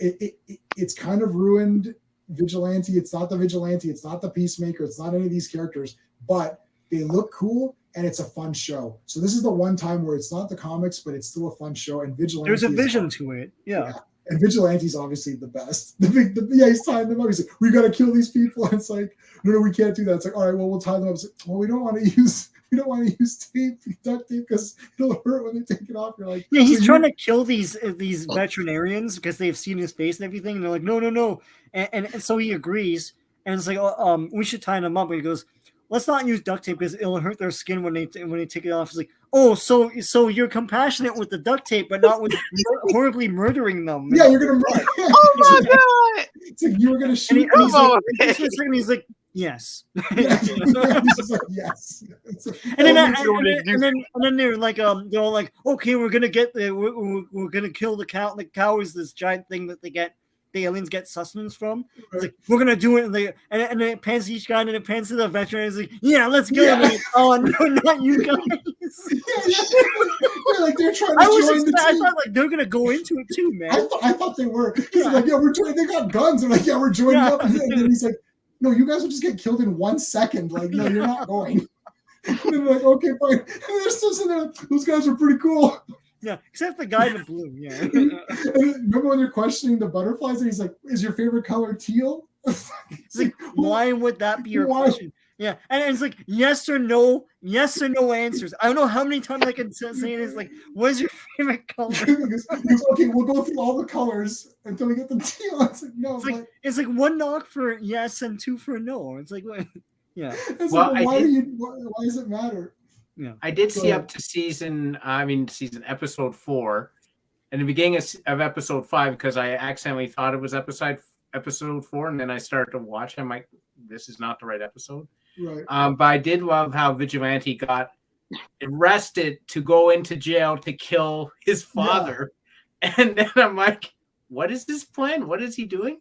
And then he actually does beat the hell out of him, and I'm like, oh, I thought he was going to he's going to be one of those jokey guys who seems to be good, but then he gets his butt kicked, and I'm like, no, this is the opposite. Like, he could take them all out. Yeah, it's weird. The characters, it's weird. James Gunn is weird with this. Like, it is Vigilante's skill level and his I'm going to kill the bad guys or whatever. Although Vigilante in one of the I don't know what issue I'm on now, he decides not to kill. He was going to kill this guy, and then he decided not to kill him, and then he's decided that no, he's going to not kill. But in the first couple issues, he's like, I'm killing these people. So it's the Vigilante skill level. Like, he is awesome. He'll kick the crap out of everybody, but it's just that they've turned him into this weird psychopath guy that's not really exactly the Vigilante character. Highly recommend the Vigilante comics, but I mean, he's just so funny in the show. But that when he got arrested, he's like grabbing this candy. Yeah. I'm like, what is this guy up to? And he's like, and they're all sitting there eating their lunch, and he's like watching him, and he's like smashes this like, holy shit, buddy, get down, get arrested. Like, okay. and then he sits down, and when he J.O. Do you know T-1000, the actor who played the Terminator 1000, the liquid metal guy? That dude, I don't know his name, but I know what you're talking about. Yeah, so he's one of the villains. He's Peacemaker's father in the show. Oh, Jesus. And he leads these. They're basically like Nazis. So he leads these like neo-Nazi characters, and he's called the White Dragon. So he's like this big, like he's like basically like a super Nazi villain. And he's Peacemaker's father. So he's in jail, and he's got all of his white supremacist Nazi guys there with him. And Vigilante needs to go in there and kill him, so he gets himself arrested. And he goes and sits down with them, and he's like, hey guys, and he's like starts talking, and he's like, so what do you think was the best thing that the Black community has given us? He's like, I think jazz music is great. And he starts talking about all this, and they're getting so angry at him, right? And then he turns to one guy, he's like, and he goes, well, who wants to talk about their thing? And then the guy's like, he says, hey buddy, what are you talking about? And then he's like, oh, he goes, do you like when those black guys were like screwing your mother and you were like watching? And the guy's like, fuck you, and he gets all angry, and then Vigilante kicks the living hell out of everybody. And you're like, oh man, it was so good. But then I like how Robert Patrick, he's the villain, how he's like, oh, I'm not gonna fight you because they're gonna arrest me. And then that one black guy who lost his chair, he's like, oh, the white guy didn't do anything. It was all that old guy.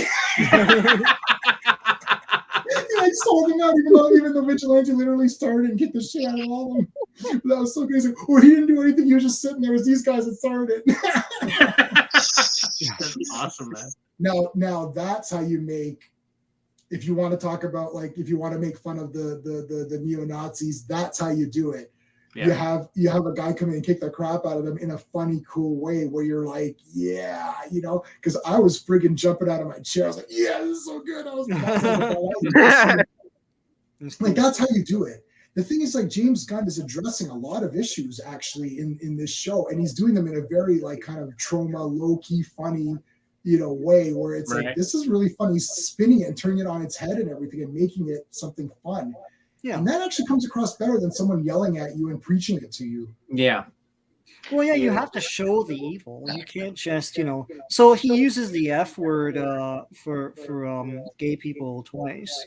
But he's a villain. I don't know what to tell you. And he's not good, and you're never on his side. So right. Yeah. And he hates his son too. And I don't know if you got to this. I don't know where this was shown in the story, but we definitely saw what happened in this episode fully. Yeah, but you see with the brother and all that, so it's pretty. Well, it's implied, right? It's implied in the episode 4. Yeah. James Gunn had to. Really? Was it one of those things where Vigilante was recast? Yeah. Oh, I didn't know that. That happened. Yeah, I can't remember. I think the other guy was like arrested for something. Yeah. Bill Paxton has passed away. Unfortunately. Yeah, he left us far too soon. Yeah. Robert Patrick, yeah 63, man. Well, I really love Peacemaker. I bought the Funko Pop and the toy. So I got there's only two Peacemaker. I think there's only 2 Peacemaker things, and I own them both. There was one Funko Pop and one toy, and I've got it both. I have to say, the credits at the beginning, like the intro scene, is one of the funniest and best intro scenes for a show ever.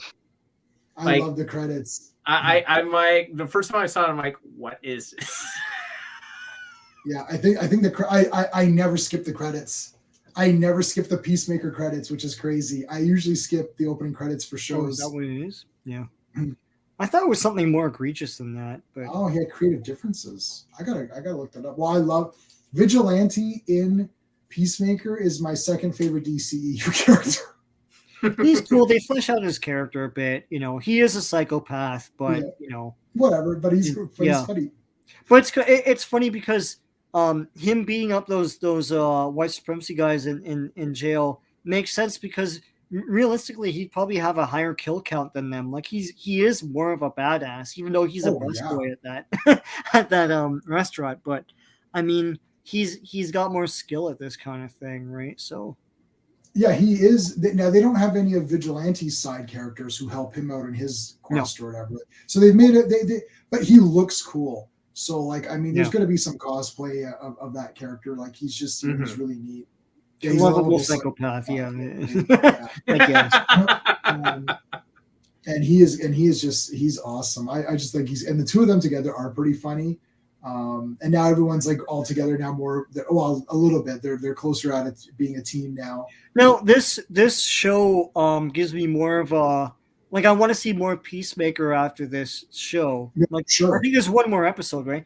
But like him from the movie was whatever. Like I was sure, Oh, but it was I don't know. The thing is, it's funny because when they announced that James Gunn wanted to make a show, I was like, you know what? It's a random thing to request. He probably has something in mind. Yes. And this show shows that like he had a vision. He had something creatively in mind. They trusted him, and he went off and did this thing. He wasn't. No one told him to make this show. Right, and nobody wanted it. And you know what the problem? I can tell you the problem. The Suicide Squad has too many guys. Like they all look cool, but there's too many guys, and they're all goofy and silly and dumb. Yeah. This one only Peacemaker. Well, Vigilante's crazy, and Peacemaker's kind of goofy. Yeah. Everyone else is normal. Right? Yeah. So it's like that makes it They're not all on the same level. Like it's right. That was the Suicide Squad problem. James Gunn is not a good Suicide Squad director. He's a good he could take Peacemaker and do something fun with that character. Season 2 Peacemaker, I'd be like 100% down. I'm waiting for them to announce that sucker. John Cena as Peacemaker, and that is super funny.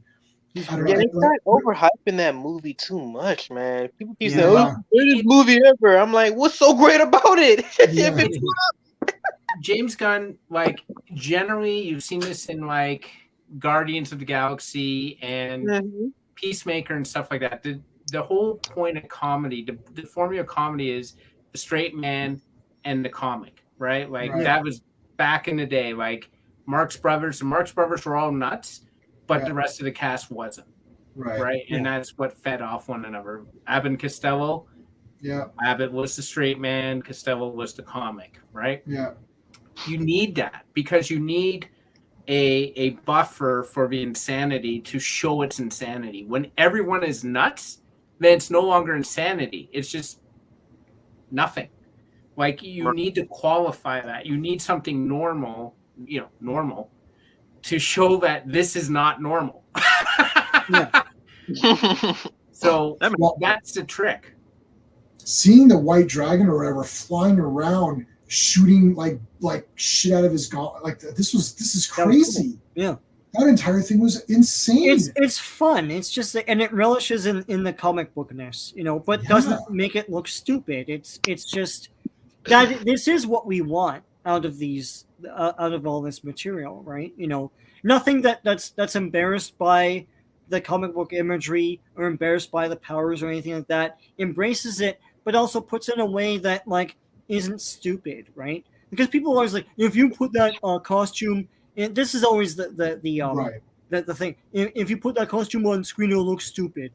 Well, no one's tried it or given it an honest go, right? It's like that costume in the comics is outlandish, and they did it, and it's fine. I wasn't like, oh, this is stupid. Like, Peacemaker looks awesome. Yeah. But I'm talking about the dragon costume too. Oh, the dragon costume. But the Peacemaker costume is wicked. It's like there he is. That's him. And he's in costume all the time. Yeah. What even makes a comment about when he shows up to the restaurant and they're like, "Why are you in the costume?" Yeah.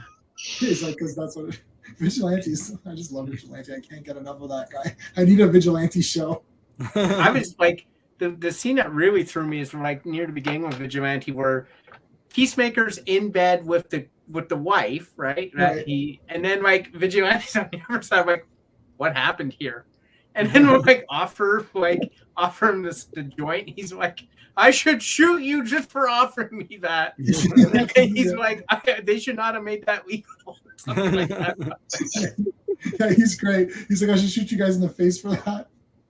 But they made it legal, so it's okay now. Yeah, Vigilante, if it's illegal, he'll kill you. But the other thing too is like he's got to protect his identity. So it's like, remember when Peacemaker was crying and then he's like, oh, I'm doing face muscle. Yeah, the face exercises. Face exercises. Yeah. and then he was legit crying and then Vigilante's like, this is not a great time to be doing your face exercises. Like, he's really crying at the end. He's like, oh. Like he has no emotions, right? Because he's a psycho. So he's like, he has no emotions. Lightly padding. Like he's like trying to console him. Well, the guy almost cuts off half his toe, and he's like just hobbling around. Jesus, oh God! He's just hobbling around with it. He's not mad at anything. He's not really mad at Peacemaker for allowing the guy to do that. And then he's like, but then he's okay. He's like, well, I'm not gonna be able to walk. It's like, no, you're fine. He's like, oh, okay. Yeah, I'll never walk again. You need that toe. Yeah. It does help balance, though. I know that in real life. No, I didn't look it up. I actually knew from before or whatever. Okay, so we talked about Peacemaker. There's that DC 1 minute trailer, which was like a trailer. Like it's like it's just like a whole bunch of clips. Just make a trailer for the movie. Well, they got I don't know. They got wait, what trailer? They made a preview trailer like for 4 movies they're going to release this year.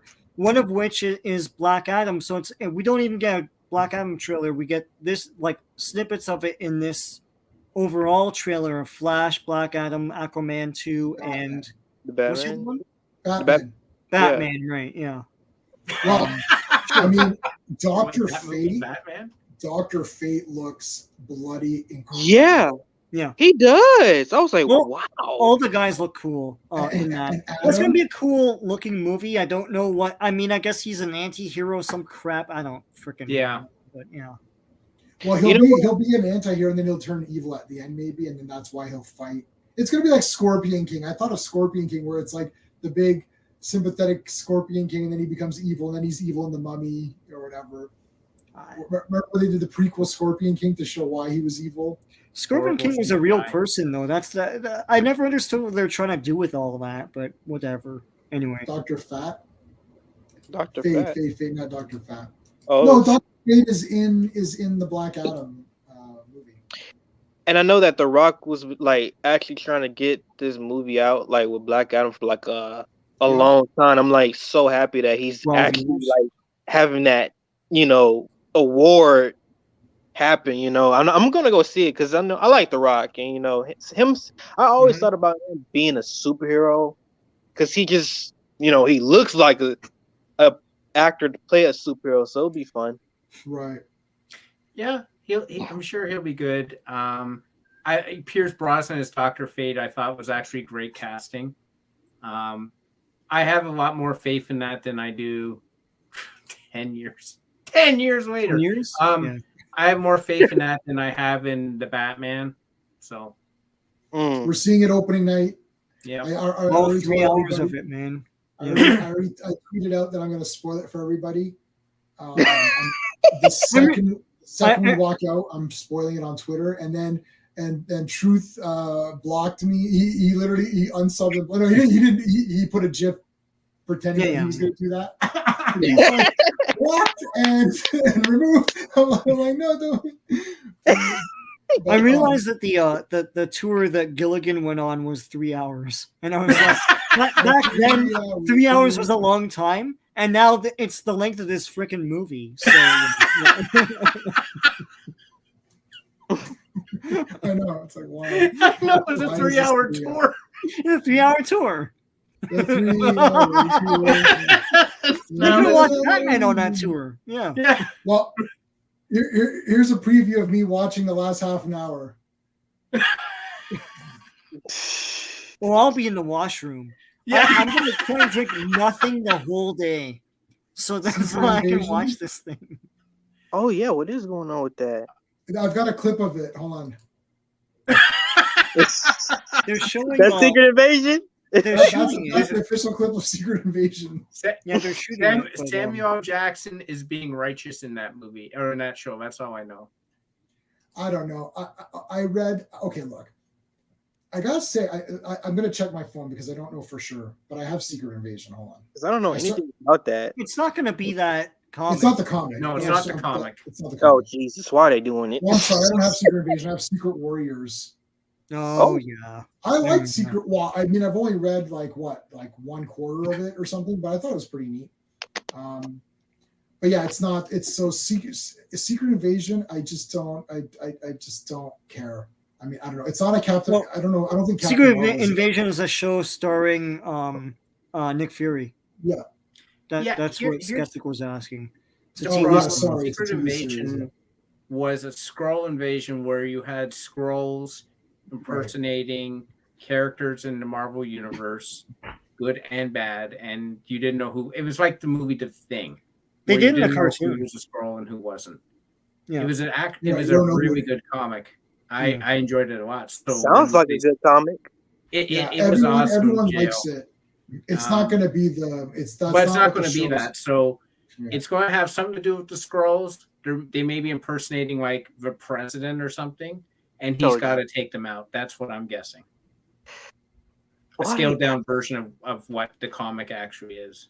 Yeah. But the Skrulls in the MCU are funny, goofy guys. So, yeah. Yeah, seen from Far From Home, apparently. So the Kree are bad guys in the MCU, so maybe they'll have something to do with this. Or... Yeah, so the Skrulls going to be the bad. Like the problem is Skrulls are bad guys. Why are we pretending Captain Marvel? I told you, Brie Larson is not my problem with Captain Marvel. It's everything else in Captain Marvel that's my problem with Captain Marvel. It's like I'm fine with. I like Brie Larson. I like her as Captain Marvel. She looks good in the costume. I like her. It's the whole movie the rest of the movie that's messed up. It's like Jan Rog, it's like that was like that just kind of didn't go anywhere. She just beat him up. You're like, okay, that was whatever. Marvel, like they said, it's the mom. That's dumb. It's like, why even address that then? Don't even talk about it. And it's like Nick Fury's just like, he's cool, but not really in there. Like Coulson does a couple of things. It's just like, what's the point? Like the Skrulls are now good guys and we feel bad for them. Why? Like just have the Skrulls be any. Why can't the Kree and the Skrulls both be bad guys? And they're in this war, and Captain Marvel's stuck in the middle of it, and she was on the Kree's team, but then she realizes that everyone in this war is bad, and I've got to figure out how to contain this. That's what should have. Well, that's what it just should have been. Wasn't that in the comics though? Yeah, that was the comic. Yeah, the Skrulls were bad in the Silver Age, but then they weren't. The Kree were shown to be a lot worse, kind of thing, and that was the whole thing. I don't know. I've never found either faction to be interesting, to be honest with you. I agree with that. Yeah. Yeah. I mean, they're in the comics. They're part of the comics, but like, I don't want to really see a show with them, man. I agree with you. Yeah. Yep. Just show Super Skrull. That's it. Just have. You know what? You want to do a Fantastic Four movie? Super Skrull. Done. Yeah. Yeah. Just do Super Skrull would be awesome. Yeah, done. Like Fire arm and a freaking stretchy arm and a Even when Johnny Storm in Fantastic Four 2 got those powers, remember they all merged the powers together, and he was sort of like he was like sort of a Super Skrull kind of. That was neat. Right, that was cool. Fun couple of movies. I remember that was neat. Yeah. I was like, what, 6 or 7 years old? I saw that. That must have been cool at 6 or 7 years old. Yeah. Oh my god. Silver Surfer was awesome in that. Yeah. Oh my god. That had me like jumping on my seat.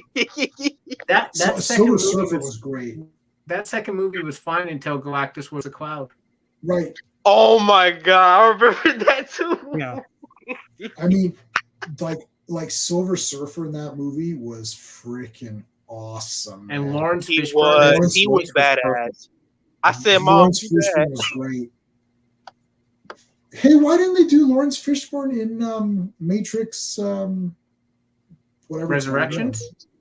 Yeah, they changed the actor. They picked some other guy. Yeah, picked another guy to play him, and I guess they wanted Why'd to they go. do that? I was confused with that entire beginning. I'm assuming they were saying he was younger, like they got a younger version of him. I have no idea. Yeah, Super Skrull would be cool. Would be for sure cool. That'd be awesome. Doug Jones, Doug Jones do that. Yeah. Yeah, so Doug Jones is the body because they need a really skinny guy. Doug Jones is a. I'm glad they gave him the voice in the second Hellboy because I don't know, that guy deserved it. He's such a talented artist, contortionist and all that stuff. Like just the stuff he does is crazy. Yeah, well, he's on Star Trek Discovery, and got R.I.P. career. What are your thoughts on Ant-Man and the Wasp? Okay, my Ant-Man and the Wasp thoughts were when I first saw it, I thought it sucked. And then I watched it again, I'm like, it's fun, I'm okay with it. I know it's not about Ant-Man, and I'm going to mute everybody. It's not about Ant-Man's phone. Ant-Man's not me going all that. I don't care. I don't care. It's fun. The villains are trash in that movie. Ghost looks. I like Ghost. I don't know. I liked Ghost in that movie. I thought she was cool. I know that's the actress. I like that actress as Ghost. I don't know. I don't think I like her as Red Sonja. But I liked her as Ghost. It's it's fun. It's fun. Is Super Skrull big or small? Well, I think he's just a beefed up Skrull. Because he's got to be the thing, right? So he can become big or small depending on what he's doing. Like my impression was when Super Skrull, if he's going to be, because he's all the powers. He's all the power, so he can rotate through them, can't he? Like I know he's got like he can use any of the powers anytime. So he could be bigger. Like I would make him beefed up because I would want him to be like a more beefed up looking guy. But the pictures that I saw of him before, I think he's just like a normal sized. But when he has the Thing's arm, he becomes the arm is big, or he's got the Thing's leg or something. So then that becomes big. So it's a bit weird. I didn't even know that was a question. Like, why? Well, I was just saying he's big or small. He's scroll sized, and then He's- he, yeah. He And could there's be beat. another thing. Like, I'm hearing rumors about them. I don't know if this. Just stay with me, guys. Like, I'm hearing that there a rumor that they're trying to do like a whole World War Hulk film. Yeah, I don't Yeah, know. I don't I'm think we just can like, do isn't that too late? Jail, like, to be honest with you, my take on it is it's a lot of wishing that they would do World War Hulk, but in Right. all honesty, and I think a lot of folks forget this, World War Hulk only came about because Civil War was so nauseating. They needed to have Hulk come back and literally beat the hell out of every everyone character involved. Yeah. involved in it. Like, and even though I have World War Hulk, I have the big, thick hardcover, and I actually bought some of the other stuff because there was other stuff where he fought the Inhumans and the X-Men and all that. As cool as it was, I don't want to see Hulk beat up the Marvel roster because I didn't think Civil War should have happened. I found it was lazy and I don't like Mark Millar. And doing that was basically, World War Hulk was basically admitting we made a mistake with Civil War and went too far with it. And I'm like, that's not good. I mean, Hulk can beat up the entire Marvel roster. I'm like, okay, so Hulk is the best until you get to Sentry, right? Sentry's the only one who could stop him. Yeah. But the World War Hulk depends on Hulk himself being a character because it's his wants and needs, right? And they've never done that in the MCU, and I don't think people would want that. People like Mark Ruffalo, and so you would have to change the character whereas now Mark Ruffalo's Bruce Banner would be like, I want to be exiled on another planet and improve myself with, well, he didn't want to in a comic, but prove myself and have an alien wife and all that stuff. Would he though? It doesn't make a lot of sense, right?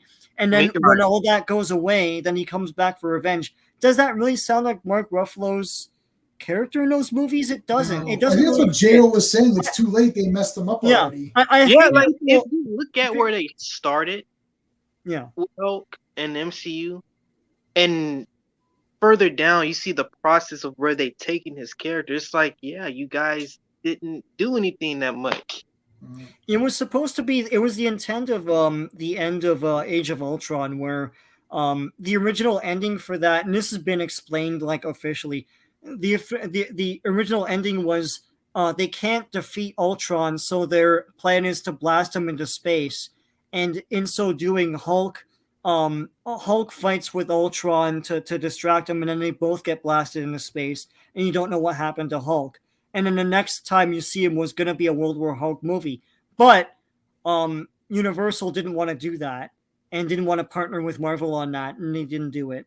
So so the next time you see Hulk was Ragnarok, because they were still fighting behind. I think, and Sean, you hit upon this very quickly. I want to bring that back, which is the fact that because Hulk and Bruce Banner are completely different people and different characters in their minds, right? And the thing is, it's like there's what Hulk wants and there's what Banner wants, and it's not the same thing. And MCU isn't doing that. Yeah, it's Banner is the character. Hulk really isn't. Hulk is just Hulk barely talks. Hulk doesn't have a personality. He did have one when he was in Ragnarok. Yeah, that was cool. Yeah.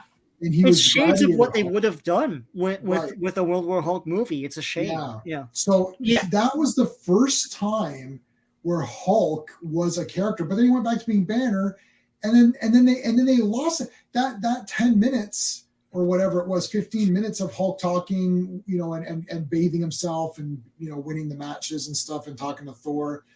That was awesome. And then we never that right after that scene. That was it for Hulk. We never got that back. That was like in Phantasm 4, where what's his face? Not the tall man, but what's the guy's name? What was his name? The real guy. not Tall Man. What's his real Morningside? Jedediah Morning, where Jedediah Morningside goes through those things, and he's like, when does he come back? It's like he never does. He And then never the Tall does, Man yeah. comes back. It's like it's like that was that. He never. As soon as Hulk turned back to Banner in that scene, we never got the real Hulk back from there. That was the last scene. Yeah, I mean, for World War Hulk to work, you need Planet Hulk. Because when he gets blasted off, he becomes a gladiator and forms his own, like, tribe, basically.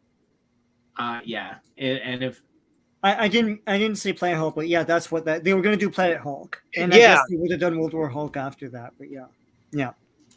And I think the reason why they didn't do that is because they were still fighting when they first made the MCU Hulk film.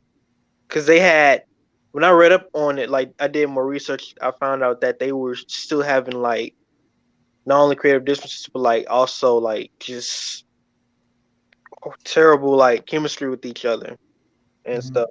So it just sucks to be a Hulk fan in MCU right now. Yeah, but I like the toys from this. I almost bought the toys. Remember Sean last toy show? I almost bought the full set of the Ultimate Avengers. I didn't like the cartoon film. I didn't watch it. I thought because I didn't like the comic itself, and I didn't like that cartoon film. And the second one was just a slog for me. I don't know. That's the one where they introduced Black Panther, and it's boring as hell. And it's funny because it's a shame because I've got like some of the worst DC animated films are better than that movie. They're just more entertaining, So, to answer your other question, like I was hyped up for Endgame. I wasn't skeptical. Listen, they had proved themselves up to that point. It's like they earned my trust. So, yeah, I think a lot of people now. And Steve has said this before, and I agree with them. But it's like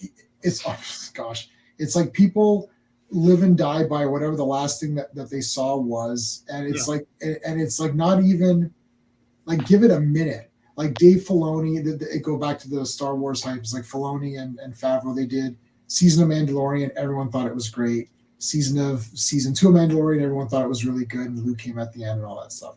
Yeah. And everyone's like, and Sean, you said this earlier today. That's it. Star Wars is saved. Everything's forgiven. Well, it's ruined now. It's saved. Look, CGI. It's ruined now. It's like, God damn. And then Book of Boba Fett episode just wait 1. For Obi-Wan, though. Anyway. Just wait for Obi-Wan. Yeah. And then Book of Boba Fett episode 1. Oh, Star Wars is ruined again. It's like I thought it was saved, but it's ruined again. Well, what do you? And they keep saying, all roads are leading to the sequel trilogy. So what? Of course, they're leading to the sequel trilogy. That's why they made the sequel trilogy. That's Star Wars. It's like, why are you pretending it's not? And even if it does, look, the sequel trilogy is bad. So are the prequels. But for some reason, Clone Wars has redeemed the prequels. So maybe the Book of Boba Fett and Mandalorian will redeem the sequel trilogy. There's that rumor about an animated Shadows of the Empire movie. Right. I'd watch it. I don't like Shadows of the Empire that much. Mm-hmm. But it was a part of the lore for a long time, so I totally watched that. I have some of the toys of it. They're missing Knights of the Old Republic is a slam dunk they should have done by now, and they and I think too, and we've said this before. Kathleen Kennedy underestimates the expanded universe, and how popular it is, and also because she's older, she doesn't understand that video games are like a $10 billion industry or some craziness, and it's its own. I mean, movies are one thing, and I get that movies have been around for 100 years, but like video games are massive too. And every time like a great Star Wars game comes out, it makes millions and millions, hundreds of millions of dollars, just like a movie would, and a lot of millions, and people remember those. Like Fallen Order is big. If you made something based on that would be big. And Knights of the Old Republic is a classic Star Wars tale at this point, and all that it encompasses. So if they made a trilogy on that would be huge. But they don't have the vision for that. It's like, let's make a Boba Fett something. It's like, really, this is what you poured your resources into? It's because they're ignoring most of the fandom. It's craziness to me. But go on, do your Obi-Wan thing and your freaking Ashoka thing. Sure. Well, I do want to see it Ahsoka, but like, I think the thing is that the National Film Registry is an institution that literally makes a list, has made a list, and they update it every year of films that must be preserved. Okay, they cannot be, they have to be preserved because they're culturally relevant or whatever. And I think, and I'm sure Cannot Be Reached will keep me honest on this, but I think the film has to have been released at least 10 years before it's considered. Right. And I think that's the important thing to point out is people nowadays want to get from beginning to end with no time elapsing. And you can't do that with movies. Movies like I made this point and I'll say it again. In the 80s, those movies weren't as special as they were in the 90s. And they're sure as hell a lot more special now because time passed. And you got to compare them to films that came afterwards. And you're like, whoa, these really hold up. These are special movies. But you can't allow that to happen without time elapsing. And no one wants time to elapse anymore. They want the end product without any time elapsing, including the legacy of the product, which you can't have without time passing. So we'll have to reevaluate all this stuff 5, 7, 8 years from now. Yeah, no, that was a John Carpenter thing who said that, like on Escape from New York. I remember that on the VHS tape I had for Escape from New York, where they had an interview with John Carpenter. He's like, wait 10 years before you judge the movie. Yeah. After 10 years, if you're still thinking, wow, this was awesome, go from there. Because, like, I'm trying to think of new movies. Like, any movies that I've rewatched or gotten really hyped up for has been older things now. Yeah. It's like the latest one was Andromeda Strain, which I think might be one of my favorite films. I randomly, it came up on my, you bought Saturn 3 or something. People who bought Saturn 3 and Galaxy of Terror also bought, I was like, oh, Andromeda Strain, I should watch that. And I'm like, oh, because of this whole COVID, I'm like, I want to watch this, like, this germ movie. And Michael Crichton I've liked every idea he's ever had.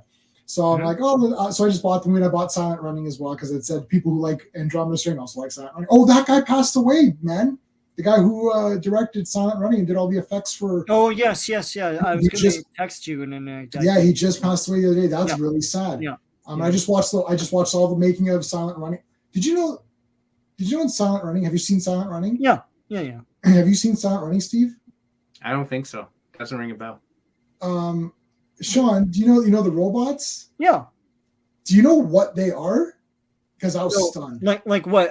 That like some sort of like household thing or something? No. Like what is in the robots? No. Okay, this absolutely destroyed me.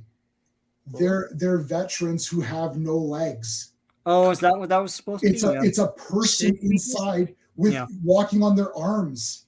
Oh, you mean like on set? On set. I didn't know that. Actual veterans and no legs. They're just like things floating or something. No, or like on strings. No, they're moving, and there's a female one too. So they built it around, so it's just a torso. Because I was like looking at them, like this thing is walking around. And I'm like, I know it's not stop motion because I could tell it's stop motion. I'm like, it's not robotics because it's moving in a weird way. And I was like, okay. And then I'm like, I gotta watch the making of, and I was, I'm destroyed. It's people that they don't have any. Like waist down, they got nothing. So it's like literally, so their arms are longer than their and I couldn't believe it. Anyways, what they do that? They the guy who made the movie was like, okay, let's have Saturn 3. I love Saturn 3, man. Yeah, Saturn 3 is awesome. Hey, Hot Takes, what's going on, dude? Hey, Hot Takes. Can you hear us? You know you're on? Hello, dude. Sorry. You must be asleep. What time is it over for you? 3 o'clock. 3 a.m. And I fell asleep by accident. Yeah, no. Go back to sleep. I see. I was like, I see you're taking. Go back to sleep, man. It's not that interesting. We're just. Have you watched all of Peacemaker? We're talking about Peacemaker and Boba Fett and She-Hulk and we're about to talk about the DC trailer. That's cool. I can stay with you for that. definitely. Okay, so let me just to finish up with. I'm gonna have to be extra quiet, but yes, I can stay with you. Okay, no worries. Yeah. Cool. So I was just finishing up with Silent Running. So that's what they did. So the last thing I watched was the Andromeda Strain, and I love the movie. I watched it again with the commentary. I watched all the making of the. I watched everything that's on that disc. I went and I read the book. I just did everything, and I made wallpapers for it. I made iPhone wallpapers and all. And this is an old movie, and it's Robert Wise. And like, it's this old movie, and I'm like, this is the last movie that I've now really gotten into. And then, of course, I've been watching all the Shaw Brothers stuff in order of those discs. And Chinatown Kid was pretty awesome. And Boxer from Shangtung is awesome. And then I just watched Five Venoms, even though I've seen that 100 times. I watched Five Venoms anyways. And next one is Crippled Avengers, which is Return of the Five Venoms. Yeah, I give those guys kudos for the job they've done with the picture. Like, it's pretty damn good. Like, remastering. Oh yeah. Yeah, every time they do one of these things, like the most stunnage for me was the Street Fighter movies, because I just thought they were just shot on crappy film. Oh, my copies of I only have the first two Street Fighters, and they're bad quality. I know you guys have the Blu-ray. Yeah, the Blu-ray. They're awesome. It's 3 movies, I think. 3 movies, okay. Yeah. No Sister Street Fighter. That's not. No, that's a separate. That's a separate thing. That's separate. Man, the sisters sold separately. Yeah. Okay, so let's talk about the 1 minute of DC stuff that we saw. I mean, look, Dr. Fate looks awesome. Friggin' Adam looks awesome. Black Adam looks pretty cool. Like, the costumes and stuff look cool. But once again, what you're talking about is Black Adam stuff, because it's the first time we've seen it, and they buried it in this like minute-long thing about the 4 movies. I just don't understand. I never understand what they're doing. Right. It's like, what are you doing? Their marketing is out of whack. Yeah. It's like only the best decisions from Warner Brothers. Well, we all have the dumbest thing we can do here. It's like, yeah. Hot takes. You're gonna win we're gonna make sure you win your bet, because Sean, Steven, and I have all got our tickets for opening night for the Batman. So we're helping you win your. So Hot Takes has a bet with a bunch of people that it's gonna make more than Spider-Man, which it's not. Oh no, I'm sorry, it's not. It's not gonna happen. I don't know why you made that. I'm sorry, that's not happening anytime. Is that your bet, Hot Takes? Is that the actual bet? You can only hope. No, I don't think. I think I've only made a bet that it's going to make over $1 billion now. Oh, okay. So they didn't agree. They didn't agree to my terms for it's going to be Spider-Man. Yeah, your terms was it has to be in China or something, right? Was that part of it? Yeah. Oh, it's not in China then? China's playing hardball with all of this now, so yeah. Why doesn't China want No, it? I think I don't know that it isn't in China. It's just they wouldn't accept it if it was. Oh, yeah. Yeah, it might not. I don't know. Maybe. Well, there is that one part in the Batman where Batman turns to the camera and says China sucks. So maybe that's why they don't want it. They just added that in. Yeah.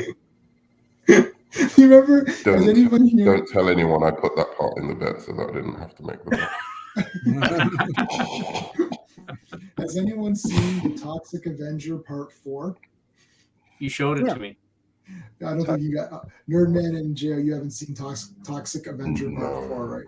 Okay, well, in Toxic Avenger Part 4, there's this is really bad because it's trauma and it's really awful. And it was after the whole Columbine shootings.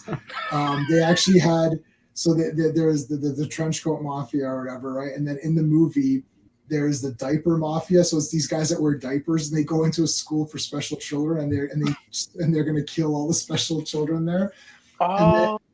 And like literally, but the Toxic Avenger comes and kills them all, so he saves everybody. But they go to this newscast and they're like saying, "Why is this happening?" It's like, "Oh, I think it's all the violence on TV or whatever." And then one guy's like, "Or it could be that new video game." And it's literally, and he shows the cover of the video game, and the video game is exactly what is happening.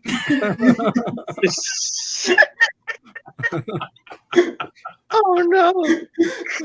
And like they actually, it's just so funny because it's like it could be violence in video games. Like yes, there's that new video game where it's like kill everyone at the school. I don't want to say what the name of the real video game is. I can't say it on the stream. But yeah, he holds up the cover and it's exactly what's happening. Toxic Avenger Part 4 is J-Man's favorite movie because he brings it up every 2 streams. He mentions that more than Conan, which is his favorite. My favorite movie is Conan. Oh God. I love Toxic Avenger, man. Especially Part 4, like because Part 1 was great, and then 2 and 3 were kind of weird. And then Stan Lee does the intro. So at the beginning of Toxic Avenger 4, he's like, "This is Stan Lee, and I'm going to tell you about the Toxic Avenger." So he recaps the movies, and he goes, after the first movie, there's some 2 really bad sequels. He's like, "Sorry about those, but this is the real sequel." You're like, well, okay. But it's like Part 4, and they literally just ignore the other 2 movies. He says in the beginning, he's like, "Yeah." That man's a legend for saying that. He made some bad sequels, so this is the real sequel. I love that it's one of the only box sets of a franchise where they actually include the cartoon as well. Because some of them just like fart noise and forget the cartoon series. Yeah. They're like, yeah, this also includes the cartoon series. It's cool. So we got to see Supergirl. I mean, she looks like I don't know. I don't know what Supergirl that's supposed to be. Oh, there's no. It's the hypothetical daughter from the oh right from Injustice. So it's like the Lois and Batman. Yeah. No. What am I saying? Yeah. It's I know what you're talking about. Yeah. But it's like it's just he just presupposes what she would be like, and then it's not even a character.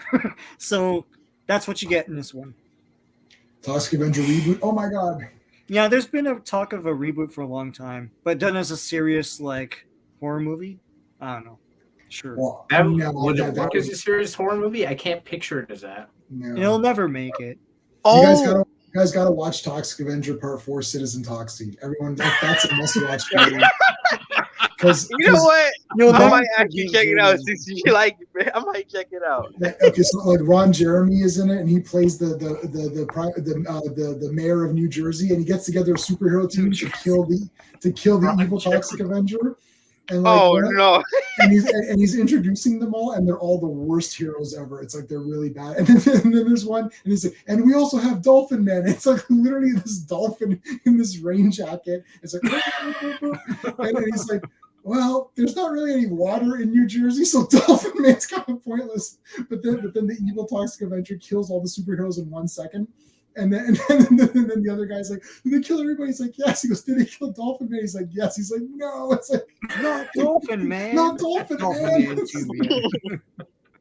I forgot, Steve, you mentioned about seeing a movie. I think it was last night in Soho, right? Yeah. Yeah. How was that? Because I've been actually trying to like go see it. So I really enjoyed it. The visuals are amazing. They really took a lot from the 60s, where I guess part of it is set. Last night in Soho. I like so Edgar Wright seems to be one of these guys where soundtrack plays a lot of prominence in it, and again, the soundtrack's very prominent in it. I liked it. I mean, is it without its warts? No. I wouldn't say it's a 10 out of 10. But it was enjoyable for what it was, and it had great visuals and a great soundtrack. So, yeah. Okay, that's good. Because I saw it in Walmart. That's why I was like, okay. Yeah. Might get it. Yeah. I wasn't that impressed with it, but you give it a go. Like, the visuals were good. Is he the guy who did Baby Driver? It's the guy who did Baby Driver. I haven't seen Baby Driver. I've seen Baby Driver. It's good. But is he the guy who did? Is he the guy who did Baby Driver? Yeah, he's the one who did Baby Driver. Baby Driver again. That movie is way overrated. Baby Driver. Yeah, it was okay. They sort of did a swerve at the end that I didn't make a lot of sense to me. Swerve. In what movie? Baby Driver. Oh, okay. But I thought it was all right. Like it was not terrible, but it wasn't like if everyone said it's a masterpiece, I would not agree. Well, he did Shaun of the Dead, which is great. Hot Fuzz, which is great. Scott Pilgrim, which is great. I didn't see World's End. World's End was I pretty didn't good. see- I didn't see Baby Driver. I didn't see the Sparks Brothers. I'm just looking at his filmography. I saw Last Night in Soho. It's fine. Last Night in Soho. It's fine. Yeah, it's fine. I was like okay with it. There's too many weird things in it that were kind of like, why is this happening and why is it taking so long for this to happen? And it's like hour, I was just like, what is the point of this movie and why is this character seeing these things? And that was never explained. Like how she had precognition before she even went to the location where these things were happening. It was just weird. But anyways, the visuals were kick ass and like it was neat. I like Daniel Rigg because I just like awesome performance. So The two female leads were very good, especially the female lead, and Matt Smith, who was one of the doctors from Doctor Who's in it. So Doctor Who. And Terrence Stamp, who's Terrence Stamp was in it. And everything. It was the Doctor versus General Zod. Yeah. Who is this? Yeah. So there you go. So what else was going on? So Can the I trailers that ask- came out this week. Sorry. Sorry, can I ask a question because Double C sort of mentioned? Is anyone's opinion on the Flash movie changed? Yes. Okay. Not just Nerdman yes. Not just yes. I always thought it was going to be good, and I think Ezra Miller is an excellent Flash. So I don't know what people are watching when they see Ezra Miller play Flash. Maybe in Josh Whedon's Flash, Josh Whedon's version, but everyone was shit in that. So I don't. But in Zack Snyder's Justice League, like he's literally at least the second best thing, at the very least, second to third best thing in that movie. And yeah, I'm baffled as to what people are watching. He's better than Tom Holland, and that's not even me. dear Like God. I'm not. You know that I say that as like to mess with these guys on my channel, I know you do. Like just to like fuck with them a little bit. But I genuinely believe that it's not even a thing. Like when it comes down to the acting of him, I felt more for him and his dad in one movie than I did for Aunt May and Tom Holland in 3. Just the way, and that was mainly Billy Crudup, to be fair. Billy Crudup was fantastic in those scenes.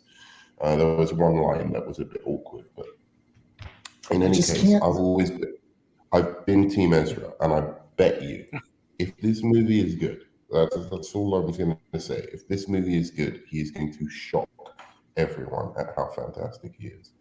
It will be shocking. I just can't get over like the this one clip.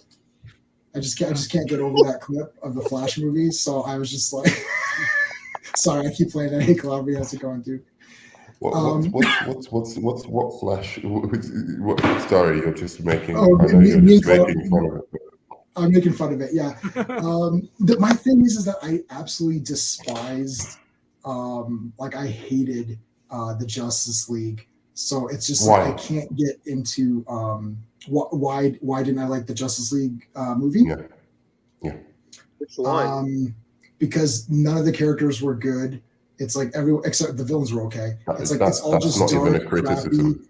It's like it's not Superman's not in it. It's not the real Superman. Batman does nothing. He just stands around, does nothing at the end. Yeah. Wonder Woman murders people in front of school children, then destroys the building she's trying to protect. Wonder Woman does not murder people in front of school children and splat them against walls. And then the schoolgirl's like, "Oh, I want to be just like you." What, you want to splatter people That was against weird. the wall? It's like so weird, right? It's like it's like none of the characters were the characters to me at all. I just can't. Like the Wonder Woman scene took me out of the movie right away because I'm like in the Justice League version, she did the same thing, but she didn't murder them. They didn't splatter against the wall. She just kind of knocked them out, and then the scene ended with her going like this, and we don't really know what happened. It was just kind of like left. But she literally murders and splatters them, and she uses her god powers against that guy. It's like, well, you just destroyed the museum and you obliterated someone, you could have quickly grabbed the gun and knocked him out. You got powers. Like, you have powers. Like, I don't understand. It's like, it was just supposed to be like, look how badass Wonder Woman is, that she's killing all these people. Wonder Woman would never do that, especially in that time period. And this is a 100,000% fact. I have 700 plus Wonder Woman comics right here at my foot. It's like, that would never happen in any one of those. So no one's going to tell me this is what Wonder Woman would do. So it took me might happen in the New 52, to be fair. Well, the New 52 I read a little bit. Not that I co-sign the New 52, but it might happen in the New 52. Let's be fair. But plus it's too long. It's way too long. That's a legitimate criticism. No, don't say it's too there's a long. lot. That's I've got bullshit. a lot. It's like that's bullshit.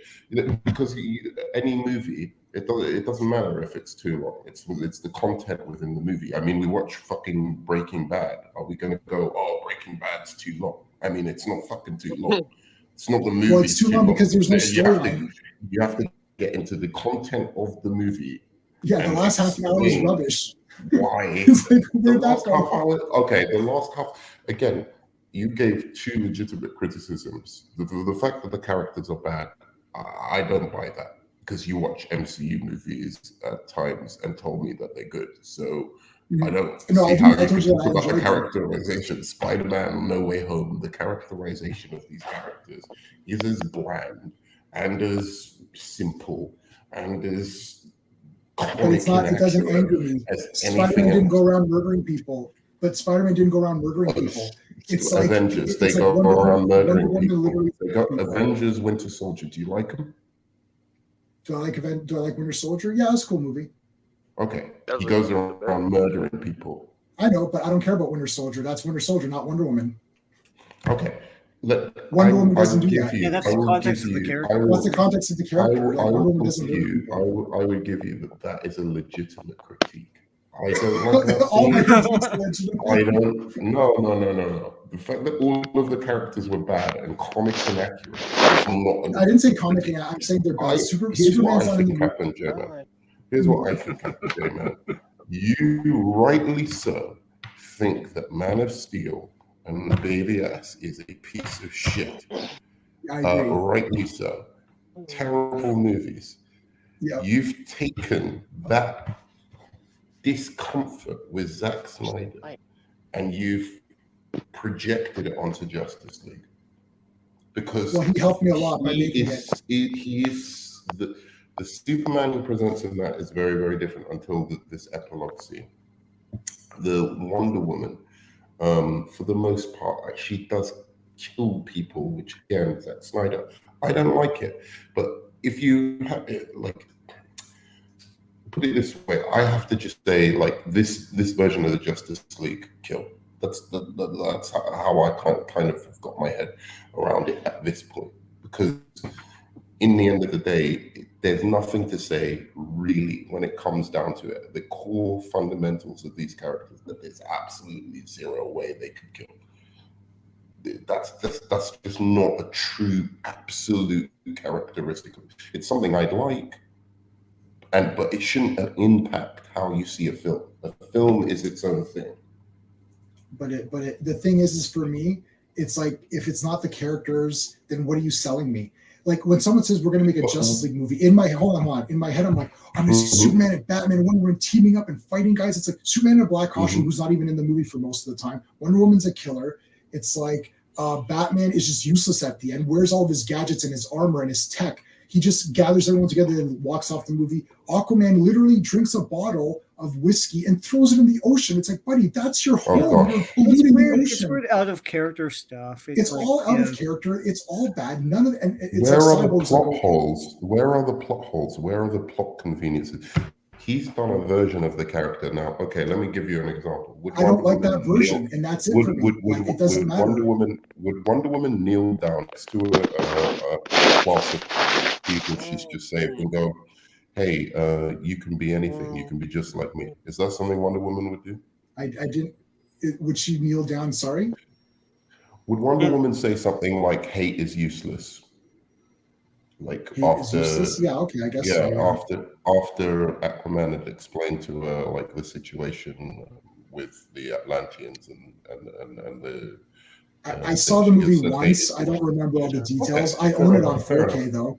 I own the movie on 4K. I own everything. Okay. Would Wonder Woman bum rush a character who's way more powerful than her just to save human lives?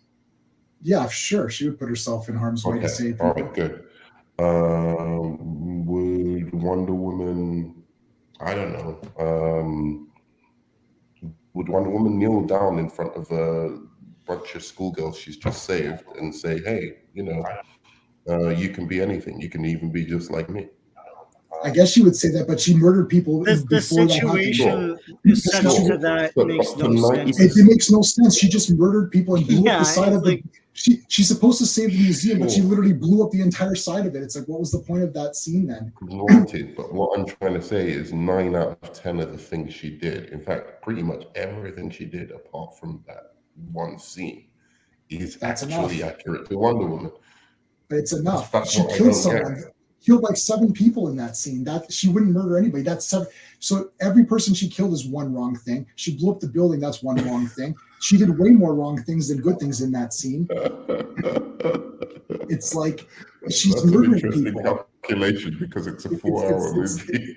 Yeah, it's 4 hours and half an hour. Name one other thing she does in the movie that isn't. I can't. Well, she decapitates Steppenwolf. She wouldn't do that. I don't think she would chop his head off.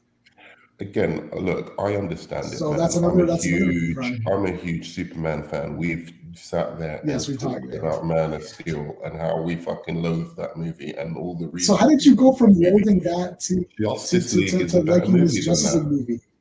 It's the same crap. It's all the same crap. Because I didn't write Justice League, so I can't expect him to follow my vision of Justice League. Zack Snyder clearly has a vision of Justice League where they kill. If you don't accept that from the very jump, then you're not doing a fair service in terms of criticizing his movie. Yeah, but when someone says it's the director's vision, that throws all criticism out the window. So hot takes, you don't like No Way Home. Well, that was their vision. So too bad. You just didn't understand their vision. So your opinion's not valid on No Way Home because their vision was that. It's like I can tell you precisely why within the filmmaking. Not within the rules that I'm trying to project onto. I don't like the look of Justice. I don't like the look of Justice League. I don't like their costumes. I don't like their characters. I don't like the dialogue. I hate the half an hour thing. I hate having Superman in a black costume. I hate this alternate world thing. I hate that Batman is useless. I don't know what to tell you. I've given you 400 points. It's like it's too long. It's boring. True. The entire thing. Cyborg's entire storyline is horseshit. It's like, oh, my dad didn't come to my football games. Too bad. That's his actual origin in the comics. I know that's literally his actual origin in the comics. And it's bad in the comics. I'm not. You can't. Yeah, it's bad in the comics. 2 ways. You can't have it. No. You don't want to. Hold on, Nerdman. If something happened in the comics, that doesn't mean it's good. It's like Superman had long hair. He had a mullet. That's not good. So if he has a mullet in the show, I'm not going to be like, well, that was comic accurate. I don't care about Cyborg. No, but I'm just saying that the comic origin of Cyborg is that, and it's boring. For what it's worth, it's actually done pretty fucking well in that movie. And when he actually gives the woman, the money, like that was one of the most actual, genuinely human, heroic things I've ever seen in a superhero movie. Okay, and then the next scene. So check this out. Him actually looking through this woman's life. Right. And then seeing she's a really good person, but she's having hard times, and then just like giving her the money into her account like that. Okay, so now Nerdman, one of the genuinely, like, actually a hero on ground, looking at someone's life, the tedium of someone's life, and trying to help them. Wasn't that nice of him? Happen in superhero movies and that. Nerdman. Okay, so Nerdman, you forgot about the rest of the movie because the scene after that, she's like. When it was like humanity is going to be fucking destroyed, right? And he's like, I don't care about humanity. Well, the woman you just gave money to is going to die. You just gave her money so she can be blown up. The problem with that movie is the problem with everything Zack Snyder does. Right. Nothing gels. There's segments, and there might be. You just said you love that moment. The moment doesn't make sense to the rest of the movie or that character. The character right after that doesn't want to help humanity. Right. Nothing That's not makes any true. sense. It's a No, By the way, miserable Sean, slog. It's miserable. It's terrible. Sean. First of all, I'm not going to sit here and defend it like, like I'm passionate about like. Just so you know, I'm not like some Zack Snyder fanboy. I know you're not, because you hate BVS and you hate Man of Steel. Yeah. But that what you just said just isn't true. Like, first of all, it's a character arc. It is true. That's Like, it's a But character he arc. helped a woman, but then he doesn't want to help humanity. right. So Okay, humanity's so gonna die. Why would that be? he's saying fuck humanity in that Right. particular scene because Why? he's a teenage boy, right? And they're trying to add some kind of level of fucking realism to what is going on in this, right? So he's not Superman. He's not just some noble character who will always do the right thing and do the heroic thing. This is a teenage boy who's suffered a great trauma and has essentially, he's shunned himself from society. He thinks of himself as a monster now. He looks, in his view, as he's a monster. He's been severely traumatized. His mother has just passed away in a way that he thinks might possibly be his fault. At that moment in time, he is thinking, fuck the world. His journey is to become a hero and be inspired by Wonder Woman. And he is, in the end. But it's the Right, and he is, and that's the whole thing at the end of that movie where he goes, "I'm not broken, I'm whole." Right? That is a great character arc. If he had have just been like, "Oh, I just want to join the Justice League," and then Aquaman was like, "Hey, I know, but I don't think Zack Snyder knows what. That's not a story. That's just. I don't think Zack Snyder knows what the heroic journey is. Right. And the thing is, what you're saying too, like he says a line and now everything's fine. It's the same thing as Man of Steel, where at the end of Man of Steel, Superman's like, Krypton had its day, and all of a sudden everything's fine. It's just a throwaway line that now says the arc is complete, and I didn't see him learn anything. I don't know. If you like Justice League, that's fine. I have severe problems with the way it's presented and the way the characters are presented.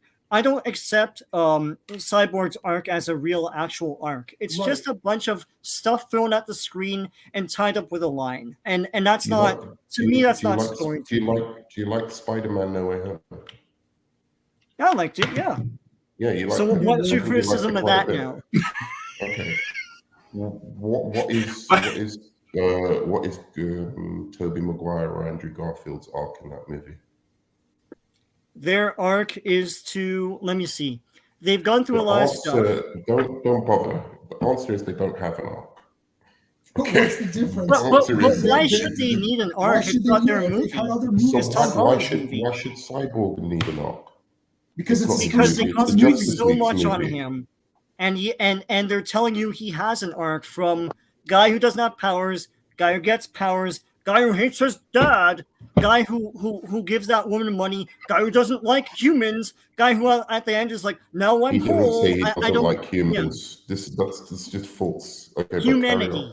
He doesn't say he doesn't like humanity. He said F humanity. He said Can I just say, everything you say when you say something, that doesn't mean you necessarily believe it. You know how characters are written, right? I know, what you say on the surface isn't necessarily what you mean in the inside. You've got motivations. Steve, go ahead, Steve. Can I just say, I left. I went to get a big glass of water. I drank the entire glass. I stopped to have a conversation. I went to the bathroom. I sat back down here. You guys are still arguing about Justice League.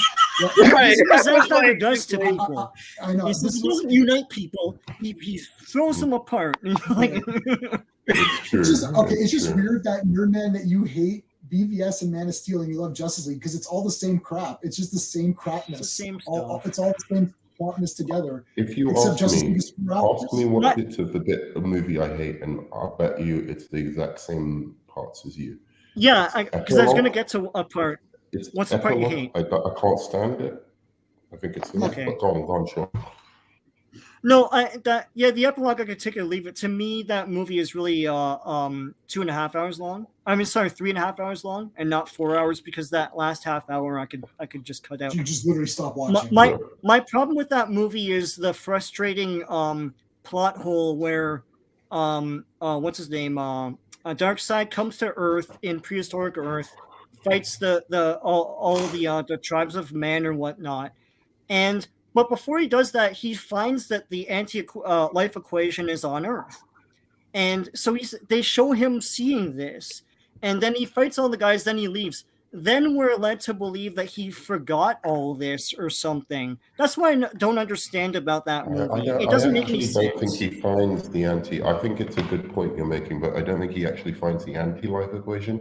I think he gets defeated on Earth and then forgets. No, they show him. He throws down the staff of his and all this like lattice work appears. When he discovered the same lattice work, they know automatically that's the anti-life equation. But he saw it in prehistoric Earth. No. He saw it. Honestly, I know why you're thinking that, but that doesn't happen. That's Steppenwolf who does that. So why doesn't Steppenwolf? But what happens is frustrating, is you're right. Darkseid comes to Earth, gets defeated, the only time apparently he's ever been defeated, and then gets on a ship, flies off, but then completely forgets where Earth is. That's what happens, and it's it's not devastating, but it's silly. I mean, I've seen way bigger plot holes in comic book movies than that. I know in the Justice League version, it is Steppenwolf that does that. They had replaced that with Darkseid in that scene where he does land on Earth, and the first thing he does is he sees the lattice work. It's just weird. I wish they'd cut that part out. I swear. I mean, because it's so stupid, and it makes Darkseid look terrible too. Makes him look like an idiot because he gets defeated in 1 second and then he leaves.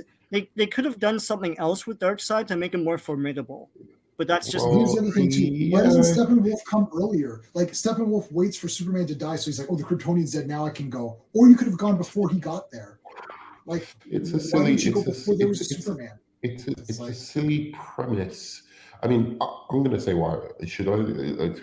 Since we're doing this, we're litigating fucking Zack Snyder's Justice League. I'll say why I like it. I think it's visually arresting.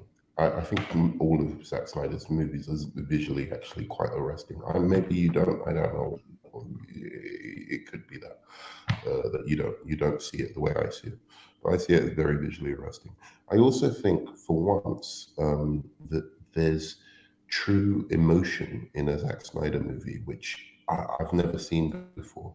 I love this thing of turning the Justice League into these, at one and the same time, these big mythological kind of archetypes, which they are, obviously, but really emphasizing that.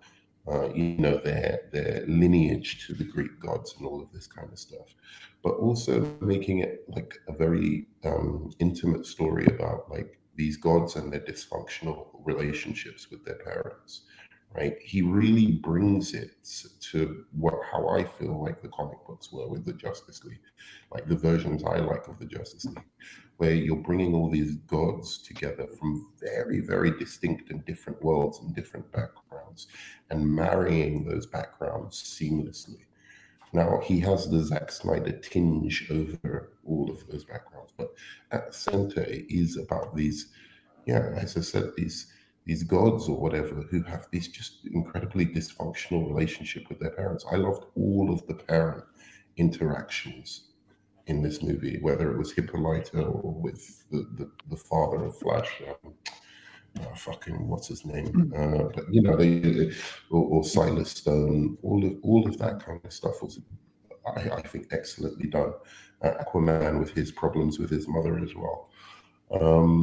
So there's all of that element, and then when you talk about Superman coming back, I actually think that scene is one of my favorite scenes of Superman finally, and maybe this is because Zack Snyder had done such a hack job on Superman before, that I kind of appreciated that he had the Jonathan Kent telling him finally the right things to do. Like, I love the people.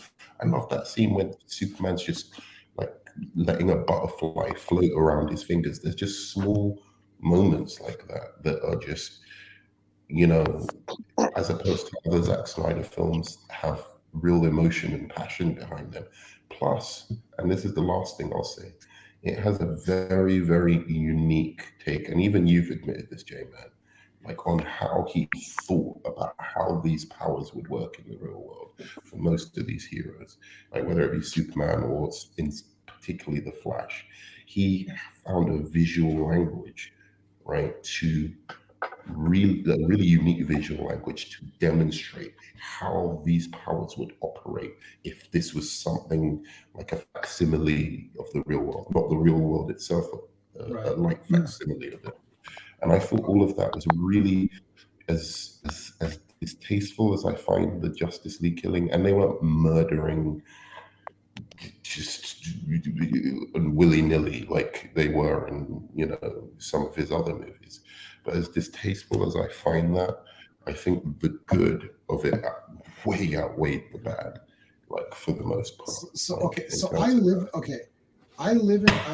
and breathe by the characters. So this is, and I'm just telling you this from an emotional angle. It doesn't matter about the quality of this or that. I'm telling you about characters. I'm watching movies because I want to get into the people, into the characters. I love Christopher Reeve as Superman. So as long as Christopher Reeve is Superman and what he's doing in a movie is cool to me and interesting, and I like him, I like all of the Christopher Reeve Superman movies. I don't care about the plots or the stories of the negative parts of it. So for me, when I see a Justice League thing, I'm like, look, I want to see the Justice League, the proper Superman in his proper costume, teaming up with everyone together, fighting the bad guys. I don't want to see Batman doing nothing, Aquaman throwing bottles and saying F this, and Cyborg saying F you guys. I want to see camaraderie where they come together, and I'm not seeing that. I want to see Wonder Woman, who is the, like, you know, beacon of truth and hope and all that, and not murdering people. So for me, the second she murdered people, I'm done. I don't care if the rest of the movie is the goddamn best filmography, like cinematography, scripting, which it's not. It's I don't care. And that's fair. That's fair. Hold on. And that's the thing. And see what's, look, it's Spider-Man swinging around, fighting guys. I love Spider-Man. I love seeing him swing around. He's teaming up with guys. He's making jokes. They're trying to put some heart into it. That's it. We can discuss the merits of the filmmaking techniques. I love 300. I think 300 is a great movie. I saw it 3 times in the theater. You know why? Because I'm with the Spartans. Are like, yeah, we gotta go. We gotta defend the gates. Yeah. And I'm like, this is awesome. That's how I go by. I don't care. And then you can look at the technicalities of it. It's like the second Superman, and Superman comes back to life, instead of being like, wow, Superman, you're back, he fights everybody. It's like, okay, he could beat them all up. Yeah, whatever. Like, why doesn't he come back? I didn't like that. Right. So it's like, if the characters are garbage, I'm out. I don't care if the movie, and especially if its characters already know. So it's like Eternals. I didn't know any of the characters in Eternals because I didn't read those comics. I read them after the movie. They were bad shit. They're bad. But that movie is just bad in general. Maybe Justice League as a film is not so bad, right? Like maybe it's an okay film, but as a Superman, Wonder Woman, Cyborg, Aquaman, Flash, Batman movie, it's garbage. It's not those characters. So I don't care if the rest of it is a Man of Steel is the same way. Man of Steel, BVS, Justice League, maybe they're all competent. I don't think they're competently made, but let's say that they are. Let's say that they're good films, but they treat the characters like garbage, so I'm out. I don't give a shit if it's. I just think that the characters in BVS are treated so much worse. Like Superman is treated so much worse in that movie than he is in Justice League. And I'm gonna leave it, but I'll just say, like, I don't think that they were like I think, again, we've talked about this. I think like Flash is an amalgam of Wally West and Barry Allen. Yeah, I think there was good. Right. I think there was good reason for them to do that. I understood why they did. And I liked him. Too. I thought it was funny. For the most part, I thought it was charming. I was with you on that on your stream because the people on your stream didn't understand. Like, I'm not saying it's good, but I'm saying I understand why they needed to have someone to lighten the load a bit, because it was just Like there's too many people in Justice League that were all like, down and dreary and, F this and all that. They're like, we need someone who's going to be fun. And they needed the Flash. So they basically took the bare bones story of Barry, but took the personality of Wally and sort of made a new Flash, sort of, right? Like, you know what I mean? Yeah, but it's okay. Yeah. Some people like something, other people don't. It's fine. Andrew. I think it was pretty good. Andrew, okay, all you care about is Tobey Maguire. Nerdman hated No Way Home, by the way. So there you go. I didn't hate it. You just didn't I like say it? this as a joke on my channel for some. Okay. I thought it was. I thought. How do I feel about No Way Home? I thought hold on. edited. Andrew's making fun of this, but his childhood gets ruined anytime someone says, they like Andrew Garfield more, and then his childhood is ruined. So, my childhood wasn't ruined. I said the movie shit, and I didn't watch it again. My childhood has never been ruined because I lived my childhood. You can't erase my childhood because I've already lived it. Yeah. Exactly what Steve said. Okay, I gotta log off in like 1 minute. So 1 minute. Who's got one last thing to say? So we weren't going to talk about the DC stuff. Yeah, the DC stuff was awesome. I loved it. I loved all the little teasers. I was very excited about the Flash. Very excited about. God damn, that Dr. Fate looked amazing. Dr. Fate's the best. He looked incredible. badass. I can't wait to see that movie, dude. And I can't wait to see the Batman. The only one I really don't care about is Aquaman, because I didn't like the first Aquaman movie. I thought that was. I thought it was a mess, like in terms of the script. Not the story, but the dialogue mainly. I thought it was just a fucking mess. It's okay, Andrew. You're good.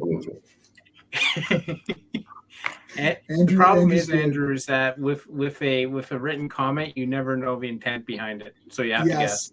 I agree with Steven. Steven is correct on that. So we're good. No, my thing is I just get really heated on this because it's like, it's not you, Nerdman. It's just a thing. It's a thing with this whole Zack Snyder stuff. It's like, look, it's like, Superman and Wonder Woman, these aren't characters that I read in a comic and then I wipe my ass and go on with my day. I live Superman and Wonder Woman. You know what I mean? So if they're treated like crap, I'm out. The second Wonder Woman killed someone in Zack Snyder's movie, I'm like, I'm done. I don't care if the rest of it was 10 out of 10, superb acting.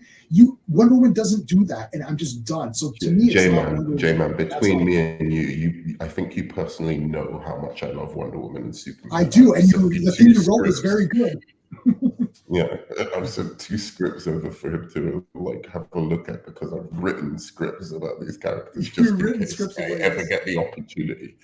Like, I love the Wonder Woman. Why don't we talk? I'm going to end the stream now. Do you want to stay on for a minute? We'll talk after. Steve can stay on too. Steve, can you stay for a minute afterwards? Yeah. Okay, so let's end off, and Nerdman, stay on for just a minute. We're going to end now because it's getting late for me because I've got to log off in the next like 10-15 minutes anyways. Okay, guys, I'm going to be live on Clobberin Times channel Monday night at 7 Eastern. We're going to be talking about Kingdom Come. Oh my God! Yeah, I love that. So oh my God! Yeah. You know, like Kingdom Come Superman, J-Man. Stop playing, man. I know you like it. So we're going to be talking about Kingdom Come on Clobberin Time, not on my channel, on Clobberin Times channel. So the link to his channel is in the description of this video. So is Nerdman. Nerdman's links are in this description as well. So we want to support the guys that we want to form like a community. So their links are there. So that's the next thing we're going to be live. And after that, Steven and I are going to be back for the weekly Women of Wrestling talk on Tuesday. And then Wednesday, we're going to do a versus. I don't know what we're going to do versus yet. I'll figure it out. But okay, guys, I got to go. Nerdman, stay on. And Steve, you want to stay on for a minute? John, you can stay on too for a minute. This is like me where I excluded everyone but Jay. I included everyone but Jay. Oh, man, why you got to do that to me, man? No, because Nerdman wrote a couple of scripts. I don't know if he wants, you haven't read them or whatever. So. Oh, okay. Well, I guess I'll log off there too. All right, guys. Thanks, guys. Let me get my video ready. All right, guys, take care. Hey, friends, you've just been listening to J-Man, and he is the smartest person who ever lived. So make sure you like and subscribe.